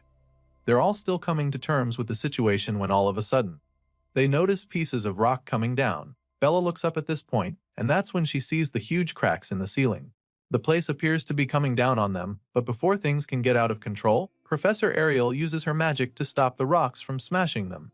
She keeps the debris suspended for the meantime, and judging by the look on her face, she's not breaking a sweat. She then turns to the young swordsman and admits that his actions were beyond her expectations. She's definitely impressed but also pretty concerned about his body, because he used that self-destructive power earlier. The moment she asks how his body is, the sword falls right out of his hand, confirming that something is wrong. It turns out that his little gimmick just now came at a cost, just as the professor predicted. At the moment, Gray's dominant hand is starting to hurt quite a bit and somehow feels numb at the same time. On top of that, those dark tattoos are still all over his arm, which explains the problem he is having right now. Despite all of this, Gray insists that he can still move the arm, so he picks up the sword just to prove that he is all good, and of course, this display leaves the professor really impressed. With a small smile on her face, she suggests that his training appears to be paying off a lot and showing results, which he agrees with as he sheathes his sword. Right now, the hero can actually confirm that he's getting a lot stronger because he knows for a fact that he would have passed out for days and woken up unable to move his arms if he had tried using that power back when he was still in the village. He remembers so clearly how he woke up in an infirmary to see that he had been unconscious for days. On the other hand, now using that dark energy only leaves him with a hurting harm, so he can't help but feel that it's quite the improvement. Looking back now, all the difficult things that Heathcote put him through start to make sense. Gray confirms that the training was really worth it because his mentor pushed him to the limit of body. Heathcote made sure that every drop of physical strength was drained to ensure that he activated the power in his soul, all while ensuring that they did not even touch the sword until Gray was ready. All the memories of his training run through his mind, and while he's thinking back, Ariel notices him clenching his fist like he's fighting back the pain he's feeling. So, she walks over to him and thanks him for saving them, admitting that he's the only reason that the three of them are still alive. However, she also goes ahead to apologize to him for making him use the dark power inside him. She knows that it took a toll on him, so she wants him to know that she's sorry, but our boy simply waves off the apology, telling her not to worry about it. After all, he was the one who insisted that they had to stop Varian in the first place, so he didn't mind putting his life on the line if it meant that they could put an end to the mad scientist's reign of terror. Gray Lee makes her understand that he was happy to do it, so the red-haired professor simply thanks him once again. Even though she's grateful for the risk he just took, she also knows that he can't afford to use that dark power anytime soon. It might be too much for his body to handle, so she advises him to try not to tap into the power for a while, making him understand that the damage that will follow will be irreversible. The professor makes this very clear to him, with a pretty scary look on her face, which leaves the young hero quite worried. Gray's eyes widen in horror when she says this because he knows that she's right, so he doesn't bother saying anything else besides assuring her that he understands the situation. Right after this little exchange between the two, the timid student who came along finally chimes in. Bella calls out to Gray and nervously asks him if the energy he just used was magic. Apparently, the blue-haired girl is a little confused right now because she didn't sense any other at all when our boy was using the dark power. All this while they've been talking, she's been trying to figure out what that energy really was, but now she's come up with the conclusion that it's just impossible to even call that much power magical energy. It just doesn't make any sense to her, so she tries to get answers from the hero, but the professor cuts her off immediately. As you can imagine, Ariel doesn't really want the young girl getting involved with something as dangerous as this, so she just tells Bella that it's better if she doesn't pry into the matter any further.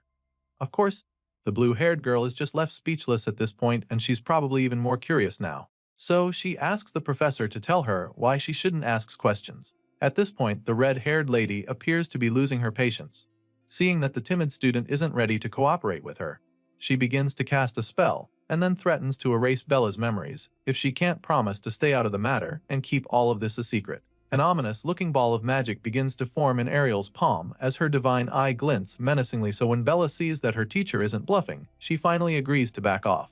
The girl is pretty terrified all of a sudden because she's on the verge of having her memories wiped, so she quickly suggests that they make a magic contract to keep her talking to anyone about what happened here. Seeing that the girl is finally on board, Professor Ariel cancels the spell and agrees to write a magic contract. The two ladies sign the contract, and once that's out of the way, Ariel starts to wonder what they should do next. She asks Gray what he thinks, and the hero doesn't even hesitate to suggest that they start by helping all of Varian's victims who might still be alive. Even though he's concerned about the experiments that the tyrant was working on, he believes that the first course of action should be getting these ones back to safety. Hearing this, the professor takes a look around and concludes that most of them look like they're just being out to sleep with magic. She confirms that they're not in any danger at the moment since Varian is gone. But they're not looking good either, so she figures that it would be a good idea to take them to the Academy's medical facilities just to be safe. Still, she's eager to see what the mad scientist was up to, so with this in mind, she snaps her finger to cast another spell. This time around, she uses the magic to encapsulate all the victims inside a magic bubble while they're still lying in the cells. Ariel explains that this spell will protect them from any external harm for the meantime. After covering them all in protective bubbles, she decides that it's time to investigate further inside. The trio make their way deeper into Varian's lair and continue to get creeped out with every step they take. Now that she's looking at this place a second time, Ariel realizes just how insane this dungeon lab actually is. They look into the cells, and it's one horrifying thing or the other. They come across a cell with human corpses hung in a row inside, and she doesn't even need her divine eye to know that illegal activities were being conducted here. Almost everything that Varian did involved the use of human sacrifice to produce magical catalysts or enhance a human's magical abilities. There's dozens of dead bodies with pipes running through their mouths and other parts of their bodies, used to drain the life out of them for the twisted experiments. They've definitely seen a lot of crazy stuff, but Ariel can't help but notice that there's not a single experiment relating to the liquidator. And so, this makes her wonder if Varian's ties to the world ender could be in a different facility. And it's pretty strange to our boy that they haven't seen anything about the liquidator here because in his past world, an incident that killed tens of thousands of people occurred in this very place. Things aren't adding up right now, so our boy starts brainstorming. He doesn't understand how the mere production of a magical catalyst could cause such an incident of that scale. As he's trying to put the pieces together, a horrifying realization suddenly hits him. Chills run down his spine when he suddenly remembers that the thing that killed all those people in his past world was a miasma that welled from the ground. It's at this point that our boy realizes that they've been searching for the wrong thing, and judging by the look on his face, he's not ready to go up against that thing called a miasma. Ariel looks back suddenly to see him looking like he just saw a ghost, so she asks him what's wrong, but he doesn't say anything. He just stands there, looking hopelessly terrified, so Bella calls out to him as well, hoping to snap him out of his dazed state. Apparently, our boy is no longer in any mood to talk because it dawns on him that there might actually be something very dangerous lurking beneath this facility. Eventually, he gets his head back in the game and finally responds to the ladies, since they still haven't come across anything that could be related to the liquidator up here. He suggests that the thing they're looking for might actually be underground. Gray figures that there could be hidden passages that lead down there, and his professor begins to consider the possibility. She looks around the place with her divine eye, hoping to see some suspicious patterns or something like that, but even after a few seconds of looking hard, she's unable to see any hidden passages. Ariel is just about to give up the search when her divine eye suddenly picks up something in the distance. So, she immediately rushes over to that point to see what it is, but while she's tracking down the clue, it slowly starts to fade away. At this point, she's struggling to stay on it because of how faint it is.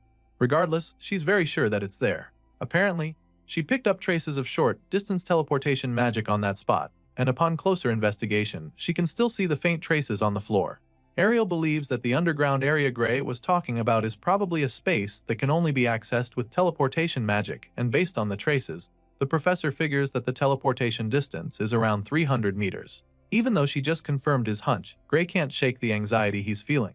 300 meters underground is a pretty far way to go, so he's worried that they might not be able to reach the place, but that's when the red-haired professor reminds him that she can use a short-distance teleportation gate as well. She's definitely eager to see what her evil colleague was hiding down there, so she is more than happy to give the teleportation spell a try. And so, with the snap of her fingers, Ariel conjures up a big magic seal on the spot beneath them, which represents the teleportation gate. It's a pretty dangerous attempt they're about to make because there's a possibility that nothing is down there.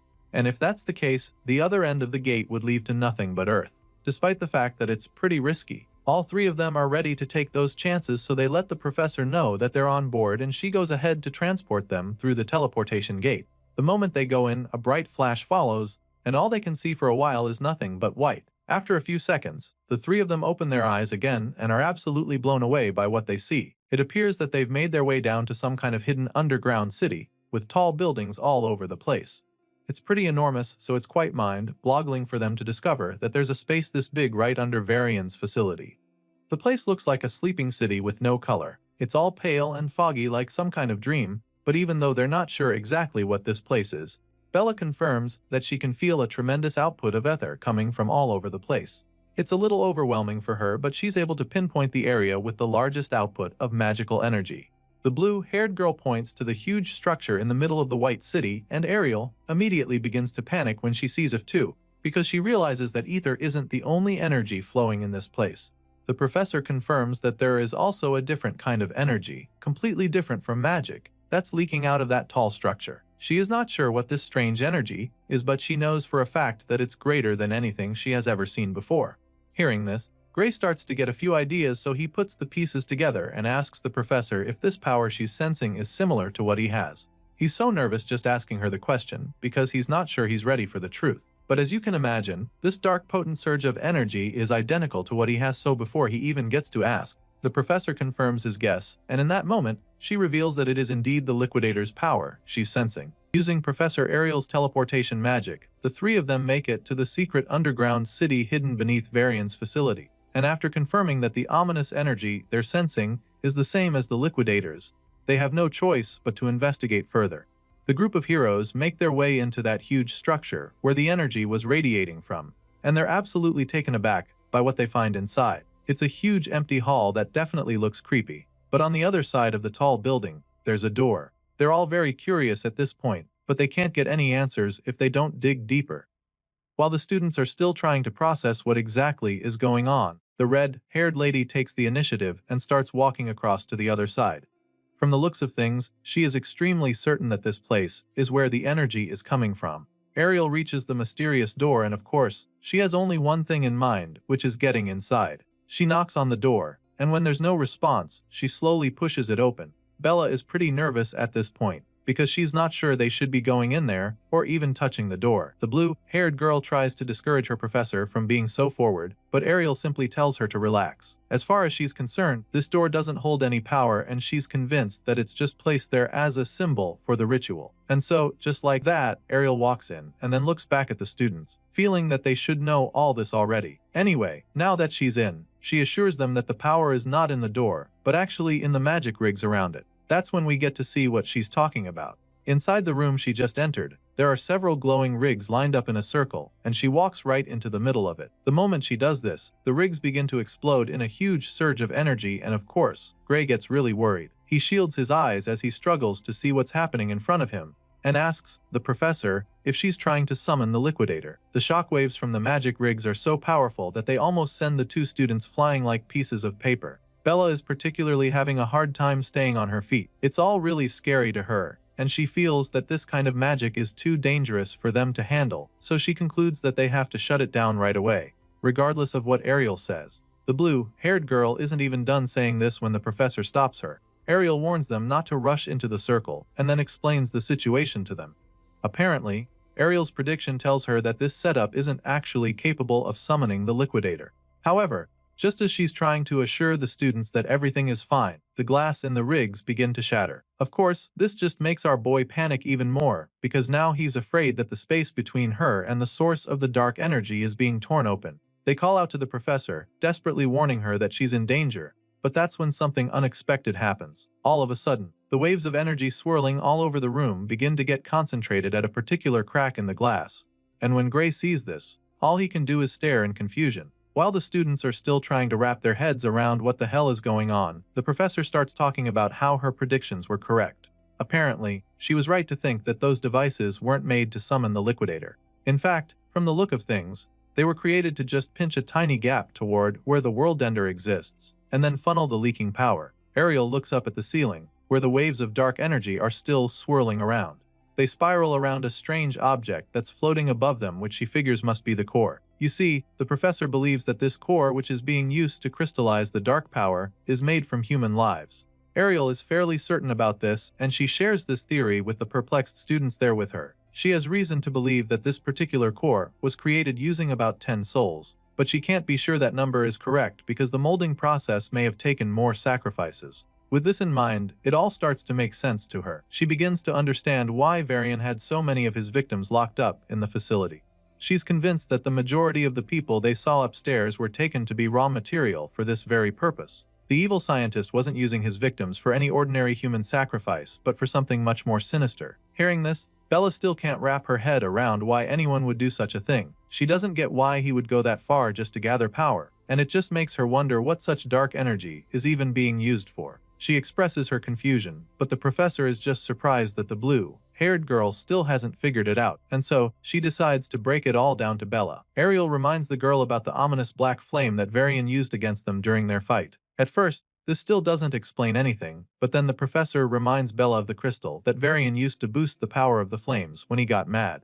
As far as Ariel is concerned, this core will look like those crystals by the time it's done being formed, and this time around, she has a feeling that this new catalyst won't be limited to just black flames by the time it's fully formed. The professor fears that such power can be used to do a lot of horrible things, and if they mass-produce the stuff, then there's no telling what they could actually do with it. Just as she finishes explaining all this to the students, the cracks begin to disappear without a trace. With everything that Ariel just said, our boy finally has a clearer picture of what's going on, so he realizes that maybe Varian wasn't even trying to summon the liquidator after all. However, Ariel isn't completely sure about that. Whether Varian tried to reach the liquidator or not, she doesn't know for sure, but what she can tell is that the space-opening magic rigs were pushed to the limit.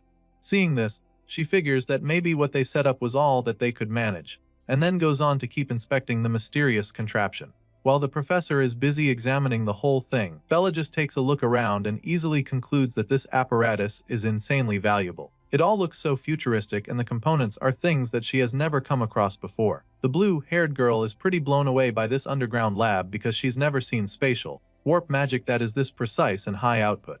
As you can imagine, the professor confirms her assertions, boldly stating that making one of these setups would literally cost a nation's budget. That's definitely a bold statement, but the truth of the matter is that Ariel isn't even trying to exaggerate, which is why she's shook by the fact that there are practically 8 of the magic rigs in this secret laboratory. It's a mind-blowingly expensive project for sure, so there's only one organization that comes to her mind. Hearing this, Bella takes a quick guess, wondering if her professor is thinking about the Discar Empire, but Ariel explains that those aren't even the suspects she has in mind. Sure, everyone knows that the Discar Empire is the biggest country in their world, but for some reason, Ariel doesn't think they're the ones behind this. You see, the professor doesn't think that the Discar Empire has the magical research resources to build one of these. At this point, the blue-haired girl is left completely stumped because she has no idea who could be behind this if Ariel doesn't think her guess is right. Well, the professor is convinced that there has to be some kind of organization running the show, and this organization has to be one with magical research that's far greater than anything the Empire has. Ariel shares her thoughts with the students, hoping to get them on the same page with her. But Bella still looks pretty confused, so our boy is forced to spell it out and reveal that Ariel is talking about the World Union Academy. Gray is convinced that they are the ones behind this based on everything that the professor said, and when he asks if he's correct, the red-haired lady reveals that he's absolutely spot on. You see, as far as Shess concerned, no other research body can support this scale and budget, so she has very good reason to believe her instincts. Even after listening to everything, Bella still finds it pretty hard to believe that the Academy is behind something like this. It just doesn't make any sense because the World Union Academy is supposed to defend the world from threats and not be the ones threatening humanity. Seeing the horrified look on Bella's face, the professor can understand why she doesn't want to believe. It's not easy to come to terms with it, but Ariel tries to make the girl understand that there's no other group capable of pulling this off. Gray is equally shaken by the harsh reality of the situation, and even though it's a hard pill to swallow, he gets his head in the game. However, he still knows that this new discovery shouldn't mean that the whole academy is their enemy, because most of them could still be on their side. At the very least,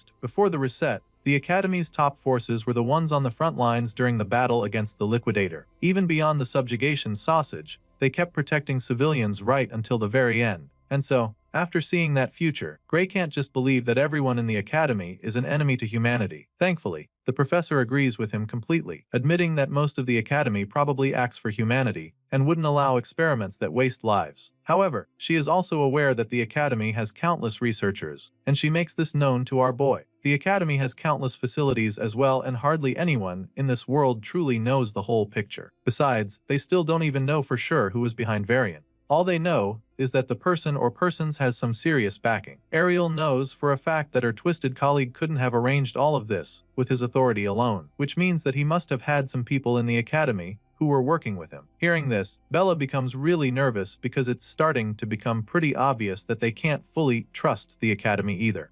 She anxiously asks the professor if this is the case, and so Ariel goes on to reveal how she's been watching the Academy from the inside for decades, and in that time, she's come to learn that it's not an organization that one can trust blindly. Even if she's not aware of any other details, this, she can tell the younger ones for sure. Ariel claims that most of the people inside must actually think that they're doing what's best for humanity, including the ones behind this experiment. As far as she's concerned, the ones responsible for all this have probably convinced themselves that it was for the greater good. The bottom line here is that the truth has been buried in the dark amongst many of the people in the Academy. With everything the professor just explained, it's pretty clear that they can't sit around anymore, so Gray eagerly asks her if she has any idea how they could find the mastermind behind. Ariel looks around the place, trying to come up with something, but she notices that there are no communication devices in this secret facility. Not even the marker's magic residue is left in the rigs, so it's almost like nobody was ever here. The cover-up is so thorough that finding anything would be very difficult. She's still trying to explain the situation to the students when a huge explosion rocks right behind them. Unfortunately, that's just the first of several other booms that they hear all over the facility. Gray begins to panic, wondering what the hell is going on, and that's when Ariel suggests that some sort of evidence erasing mechanism was set up as well. While the students are busy freaking out, Ariel calmly analyzes the situation. Apparently, the ones responsible for this didn't blow the place up the moment Varian died, which she finds a tad suspicious. It makes her wonder if they were planning to lure the ones snooping around deeper inside before detonating the place. Of course, Bella definitely wants to leave right away before they get buried by the debris, so she calls out to the professor, reminding her that this is not the time for hypotheticals. Bella feels that they need to get out immediately, but Ariel casually tells her to calm down, stating that these are just magical explosives. As far as she's concerned, the World Union Academy's professors aren't weak enough to be killed by something like this, and so she activates her divine eye and begins to cast a protective spell to show the students exactly why she's not panicking. The red-haired lady crouches down to cast the spell, creating a glowing magic seal on the ground beneath them. Despite her calmness, the students are still pretty troubled by the situation, so they just stand behind her, waiting to see what she does. At this point, the entire place is coming down right on top of them, and Ariel sternly warns them not to step out of the magic circle she just created. She pumps in some more magic into the spell, and the rigs begin to glow with the same bright light from her magic circle. They keep getting brighter and brighter, until all we can see is a white flash of light. As soon as this light appears, everything goes blank, and the next thing we see is the trio reappearing back on the surface. Apparently, Professor Ariel was able to teleport them back to safety just in time, before the whole place could come down on top of them. Not just that, she also managed to save all of Varian's victims too. Remember those magic glowing bubbles she covered them in? Well, she was able to teleport the captives too despite being far away, and she's pretty glad to see that everyone made it out safely. Belle still hasn't gotten over the feeling of fear that consumed her a few seconds ago. The poor girl is still shivering, because she definitely thought she was going to die when everything got out of control. Even though Ariel saved them in the end, Gray can't help but feel a little worried because that was way too close for comfort. Hearing this, Ariel simply explains why her spell took so long to actually work. You see, they had more baggage than she expected, so it slowed down the teleportation process. Still, the red-haired lady is pretty glad because it was definitely worth it. That's when she shows the kids the baggage she was referring to. Lying a few meters away is a pile of magic rigs, the same magic rigs that they found in that secret underground facility. It turns out that the professor managed to save them before they could be destroyed by the explosions. And now, she can't wait to show them to the academy, because they'll finally be able to create some awareness. The Academy will no longer be able to ignore them anymore when they see the rigs as far as Ariel is concerned. The scene shifts, and the story continues with the trio going back to the World Union Academy where they present their findings. They're summoned and informed that the survivors they rescued are being treated in the Academy's medical wing. The World Union Academy headmaster, Orodram Alexandro, also thanks them deeply for stopping Varian's illegal experiments. Once that's out of the way, he goes ahead to talk about the magic engines that the twisted scientist was using. He examines the schematics of the rigs, and after taking a good look at them, he confirms what Ariel says earlier. Just as the professor predicted, each one of the rigs is worth more than a national budget. Of course, Ariel is glad you see that the headmaster is on the same page with her. She points out how there were 8 of those rigs, and insists that there's no way Varian could have gathered that kind of firepower all on his own. I mean, she can't even begin to imagine how he managed to obtain these components if he did it all alone. In that moment, the headmaster suddenly reveals that these parts she's talking about are stolen goods. Orodram Alexandro states that they were hijacked mid-transport, adding that 78 transport agents were even wiped out during the heist. As you can imagine, this is pretty shocking news to the students, so they have a hard time processing it all. But Ariel just has a cold blank look on her face, like she's not surprised to hear this. Apparently, she's heard of an incident like this before where 78 agents of the Academy were killed, so she asks the headmaster if he's talking about the incident from 15 years ago. Ariel is actually hoping that it's not the same one, but the headmaster confirms that her guess is right, explaining that the stolen cargo back then carried these very engines. Hearing this, Ariel begins to think back, trying to recall details from that incident, and before she can even say what she remembers, Orodram Alexandro states that the one responsible for the heist back then was the Blood Drinker. He can tell that she's familiar with the name, and she's not the only one who knows about it. You see, our boy Gray has also heard of the Blood Drinker, because it just happens to be the biggest crime organs in their world. Even Bella is familiar with the group, calling them the parasites of the world that always crawl back no matter how many times people crush them. As you can imagine, it's pretty surprising to see the shy girl sounding so ferocious all of a sudden, so Gray sneaks a glance at her, wondering what's gotten into her, and that's when he sees her looking absolutely livid.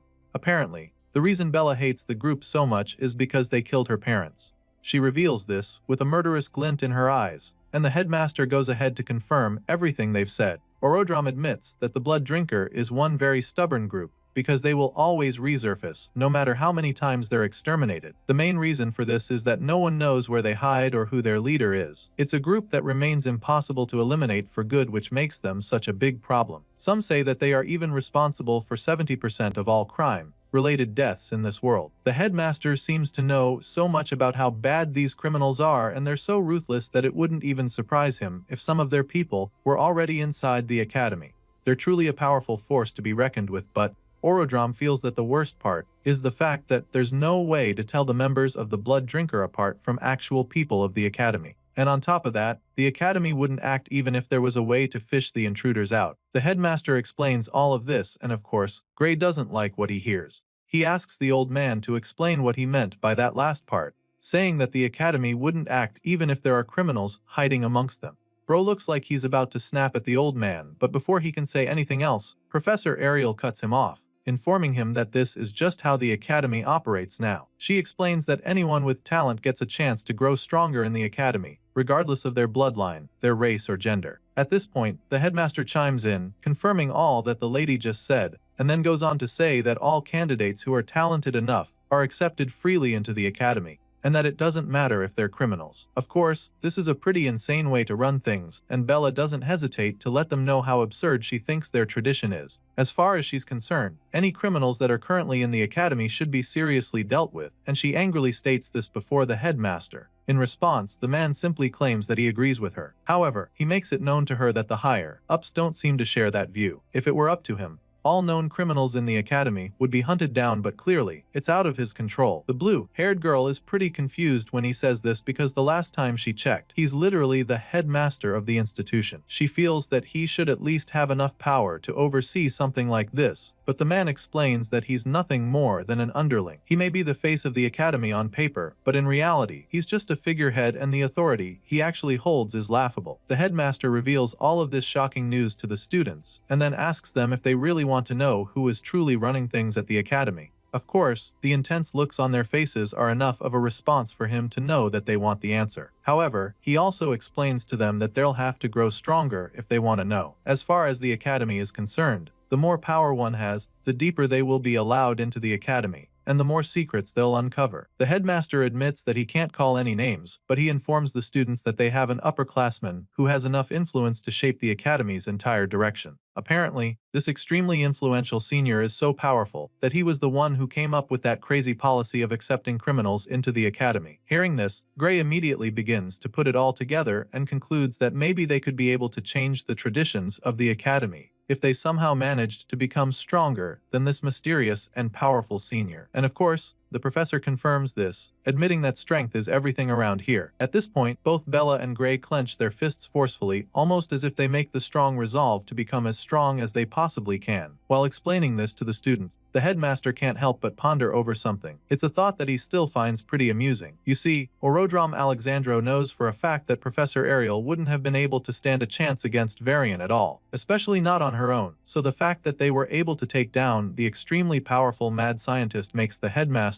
conclude that one of these students did it. With this in mind, he just feels even more impressed, thinking that Ariel's divine eye must be sharper than ever for her to have been able to notice these two amazing talents. Just thinking about this, a small smile creeps up on his face, especially because he can't wait to see what kind of monster she creates by the time she's done training them. Later that day, we catch up with our boy, who's taking a walk along the hallway. All of a sudden, he notices the black tattoos spreading down all the way to his wrists again, which just makes him recall everything that the headmaster said earlier. He's finally starting to understand that indeed power is what rules the academy, which means that whether they want to take down the liquidator or uncover what's going on behind the scenes, they'll need to focus on getting stronger first. That's the only way they'll actually be able to influence anything that happens in the academy. The hero is deep in thought, probably trying to come up with a plan, when all of a sudden, he senses something strange. He turns to look, and that's when he sees someone charging at him with a powerful drop kick. He sees the strike coming at the very last second, so he doesn't have enough time to react or even dodge the attack. All he can do is use his arms to shield his face. He ranks the kick like a pro and somehow even manages to stay on his feet after sliding a couple meters back. After a few seconds, he slowly peeks his head up to see who just attacked him, and that's when the guy scoffs, admitting that Gray is actually tougher than he expected. At this point, our boy snaps at the guy, wondering what the hell is wrong with him. He asks the guy what his deal is, so the crazy-eyed stranger snaps right back at him. The guy accused Gray of walking around like he owns the place, and then calls him a special admission reject. As far as this troublemaker is concerned, someone like Gray doesn't belong in this hallway, and he makes this very clear to the hero. And so, the moment Gray hears this, he realizes that this goon is another one of those bigots who hate the special admission students. He's already gotten used to the hate, but this is the first time someone is actually kicking him the hallway because of it. And so, Gray concludes that this person might actually be after something more, so he reaches for his blade and asks the troublemaker if he is trying to pick a fight right now.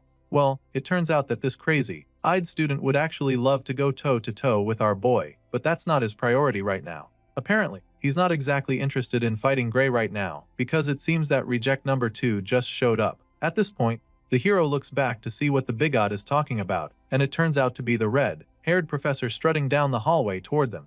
Clearly, this troublemaker isn't exactly keen on getting in trouble with a professor of the academy, so when he sees Ariel walking over, he casually walks away, promising to finish this later. As he's walking away, he can be heard talking to someone, as if he's talking through a communication device. Mr. Crazy Eyes apologizes to someone over the phone, claiming that surveillance is too tight for him to get any closer to the target, and then promises to send someone else there soon. It just so happens that this finger-biting brainwashed hater is reporting back to Varian, which is absolutely shocking because the evil scientist is supposed to be dead. As soon as the hallway stalker leaves, Professor Ariel gets to Gray to see how he is, and she's definitely so she asks him what happened. The truth of the matter is that the hero still isn't even sure what the hell just happened, so he simply tells the red-haired lady that some random student just kicked him for no reason. He also tells her how the crazy-eyed stranger said that a divine eye special admit like him shouldn't even be walking around the academy's halls. As you can imagine, the lady is taken aback by this report, so she takes a second to process before going on to check our boy's body for wounds or bruises. Since there was no weapon and Gray wasn't injured, she informs him that there's not much she can do about the situation officially. That being said, she suggests that Gray chase the troublemaker down and punch the lights out of him for what he did. She gives him this idea with a really mischievous grin on her face, and you can already tell that she can't wait to see Gary mop the floor with the guy. On the other hand, the hero is so shocked when he hears her telling him to go punch another student, because he didn't even think he was allowed to do something like that. Well, it's not like fighting in the hallway is allowed in the academy, so she can't technically permit it since she's his professor. But then again, she suddenly starts acting like her eyesight has been getting bad lately, suggesting that she might not even notice if something were to happen nearby. At this point, Gray completely understands her angle, but rather than taking the free pass to teach the goon a lesson, he decides to let it slide. As far as he's concerned, it would be way too suspicious, so he suggests that they just leave the guy alone. Gray really doesn't want to cause any more trouble, so he doesn't mind, but the professor is a little disappointed because she was really looking forward to a showdown. Even though it's the right thing to do, she's pretty surprised that Gray actually decided not to retaliate. Besides that, the fact that he could be attacked just like that makes her begin to wonder if the Divine Eye special admits are really that disliked at the academy. Seeing how concerned she is, the MC decides to finally open up, admitting that the haters make fun of them sometimes. But that's just mockery, and he had gotten used to it. So he was really shocked to see that things could actually get physical. For some reason, the red-haired lady had no idea that the Divine Eye special admits were being mocked by other students. She's shocked to hear what Gray just told her, and so she tells him how sorry she is. Ariel feels really bad about it and starts wishing she has a bit more authority around here. At this point, Gray notices that she's getting upset, so he immediately tries to make her feel better, assuring her that she doesn't have to worry about it. I mean, she's already done a lot for him with the limited authority she has in the institution. Heck, if it wasn't for her, he wouldn't even be in the academy right now. Besides that, he's also very confident that Bella and the others will eventually prove that the Divine Eye program wasn't a mistake. After all, it's no news that Professor Ariel has a good eye for picking out extremely talented students. Even if he hadn't seen it in this lifetime, he definitely saw it firsthand in the previous world when she single-handedly picked out some of the strongest heroes in the world who eventually became the guardians of humanity. This remark leaves the professor stunned for a second because she's never heard Gray say it to her. She's truly flattered by the compliment that her cheeks turn pink all of a sudden as she thanks him for his kind words. Despite being really touched by Gray's confidence in the others, she also tells him not to act like it's someone else's problem. Just in case he wasn't already aware, Ariel makes him understand that he's the one she expects the most out of everyone in the Divine Eye group. She hammers on this fact and starts calling some of the older students, like Amy White, Leek Muller, and Jacob Bloomfield. She's convinced that these guys will all become top tier just like the special admits before them. Ariel reveals that she definitely has faith in these students, but also admits that the first time she truly believed that someone could surpass humanity itself was when she met him. As you can imagine, the hero begins to feel a little under pressure when she starts talking like this. It's pretty rough on Gray for her to be comparing him to these guys, and it looks like she already knows that he's feeling the pressure. She keeps staring at him intently like she's trying to read his mind while he's fighting the feeling of nervousness. Eventually, Gray decides not to feel pressured because that kind of thinking is weak, and he can't afford to be weak because the mastermind behind Varian probably hasn't given up on summoning the Liquidator yet. He thinks back to that day on the battlefield and recalls how even the great heroes in the previous world couldn't even land a scratch on the Worldender. Gray came back to this timeline for one reason, and that is to make sure that he defeats the Liquidator. Before being sent back, he was literally told that the fate of the world rests in his hands, and knowing that such a responsibility is on his shoulders, he definitely cannot afford to feel overwhelmed or be weak. The story continues a few days later in a swordsmanship class.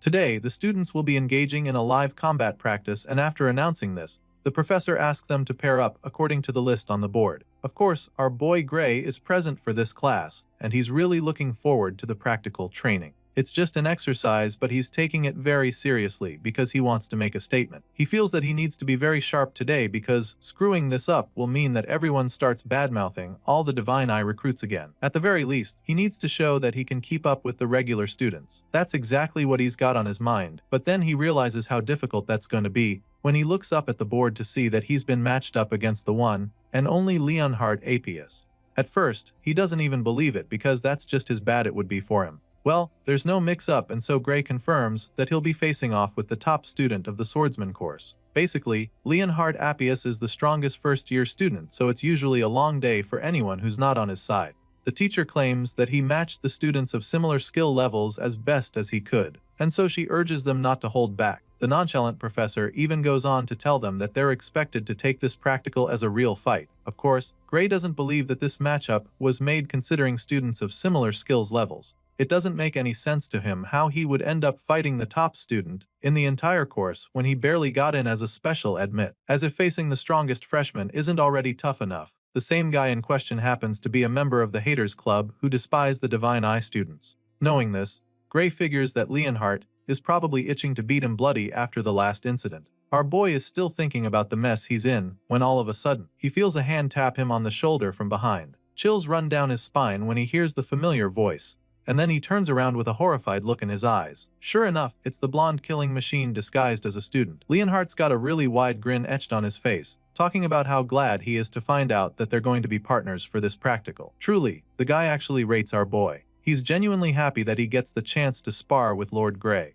Bro feels that becoming top of the class was definitely worth it, because now he has the opportunity to show what he's really made of. Leonhardt believes that he has trained harder than anyone alive, so now he can't wait for the infamous Lord Gray to witness his true swordsmanship. On the other hand, the MC looks absolutely terrified. Gray probably wishes he could just disappear right now, because he is definitely not ready to go up against this guy. He was already nervous about the match up, but after seeing the extremely big smile on Leonhardt's face, our boy confirms that he's cooked. He's so sure that this blondie is loving the fact that he finally gets the chance to beat him up legally. Well, he's looking forward to it, and our boy sadly doesn't have a choice. A few moments later, all the students arrive at the arena when the practical training is supposed to take place. Apparently, this isn't going to be some turn-by-turn stuff, as all those paired up against each other will be sparring at the same time. Once they're all in place, the process asks if they're ready, and a few seconds later, he signals the start of the practical training. All the students start clashing swords immediately, and of course, Leonhard Apius is the most eager of the bunch. The blondie grabs his sword and practically flies toward Gray with a menacing glint in his eyes. He goes in with the first strike and Gray blocks it with his sword as well. Just as our boy predicted, Leonhard is very powerful. So much so that he's having a hard time holding back the guy's sword. The blondie pushes down hard, determined to overpower the MC, but Gray holds on until they're forced to break away from each other. Leonhard is clearly enjoying the challenge, so he goes in with another powerful slash of his sword, but the hero deflects this strike as well. He hasn't even recovered from the last one when Leonhardt follows up with yet another devastating strike. This time around, the flaming blast comes way too quickly for Gray to block it, so just when it looks like he's about to get his head split in two, he swiftly gets out of the way. He dodges the slash barely and decides to finally go for the offense. He gets an opening, so he takes the chance to swing his sword as well, but despite throwing a lot into the downward slash, Leonhardt easily blocks it. The blondie blocks the powerful strike, but for some reason, there's a smile on his face. At this point, it's clear that the guy is having a lot of fun. He's not even breaking a sweat, which just means that our boy is going to have to do a lot more to actually stand a chance. With a big smile on his face, Leonhardt commends Gray for being pretty strong. He's impressed and admits that he still doesn't get how the hero didn't make it into the academy through regular admission. The whole time, Gray just remains silent because he is currently channeling all his energy and focus into the fight. He holds back all of the blondie's attacks and continues to deflect all the strikes. At this point, the two skilled swordsmen are practically canceling each other out, which Gray finds pretty surprising. Bro thought that he'd get wrecked instantly, but he's shocked to see that he's actually holding his own. Still, he can't get ahead of himself here or lose any focus now, because he knows that he won't be able to match Leonhardt's raw power, even if he uses both arms. Gray can clearly see that the guy's swordsmanship is insane, so he can't afford to get carried away at any point. Leonhardt's form is a proper textbook-style swordsmanship, but he's perfected it to a terrifying degree, which makes him an absolute force to be reckoned with when he's holding a sword. With the experience our boy garnered in his past life,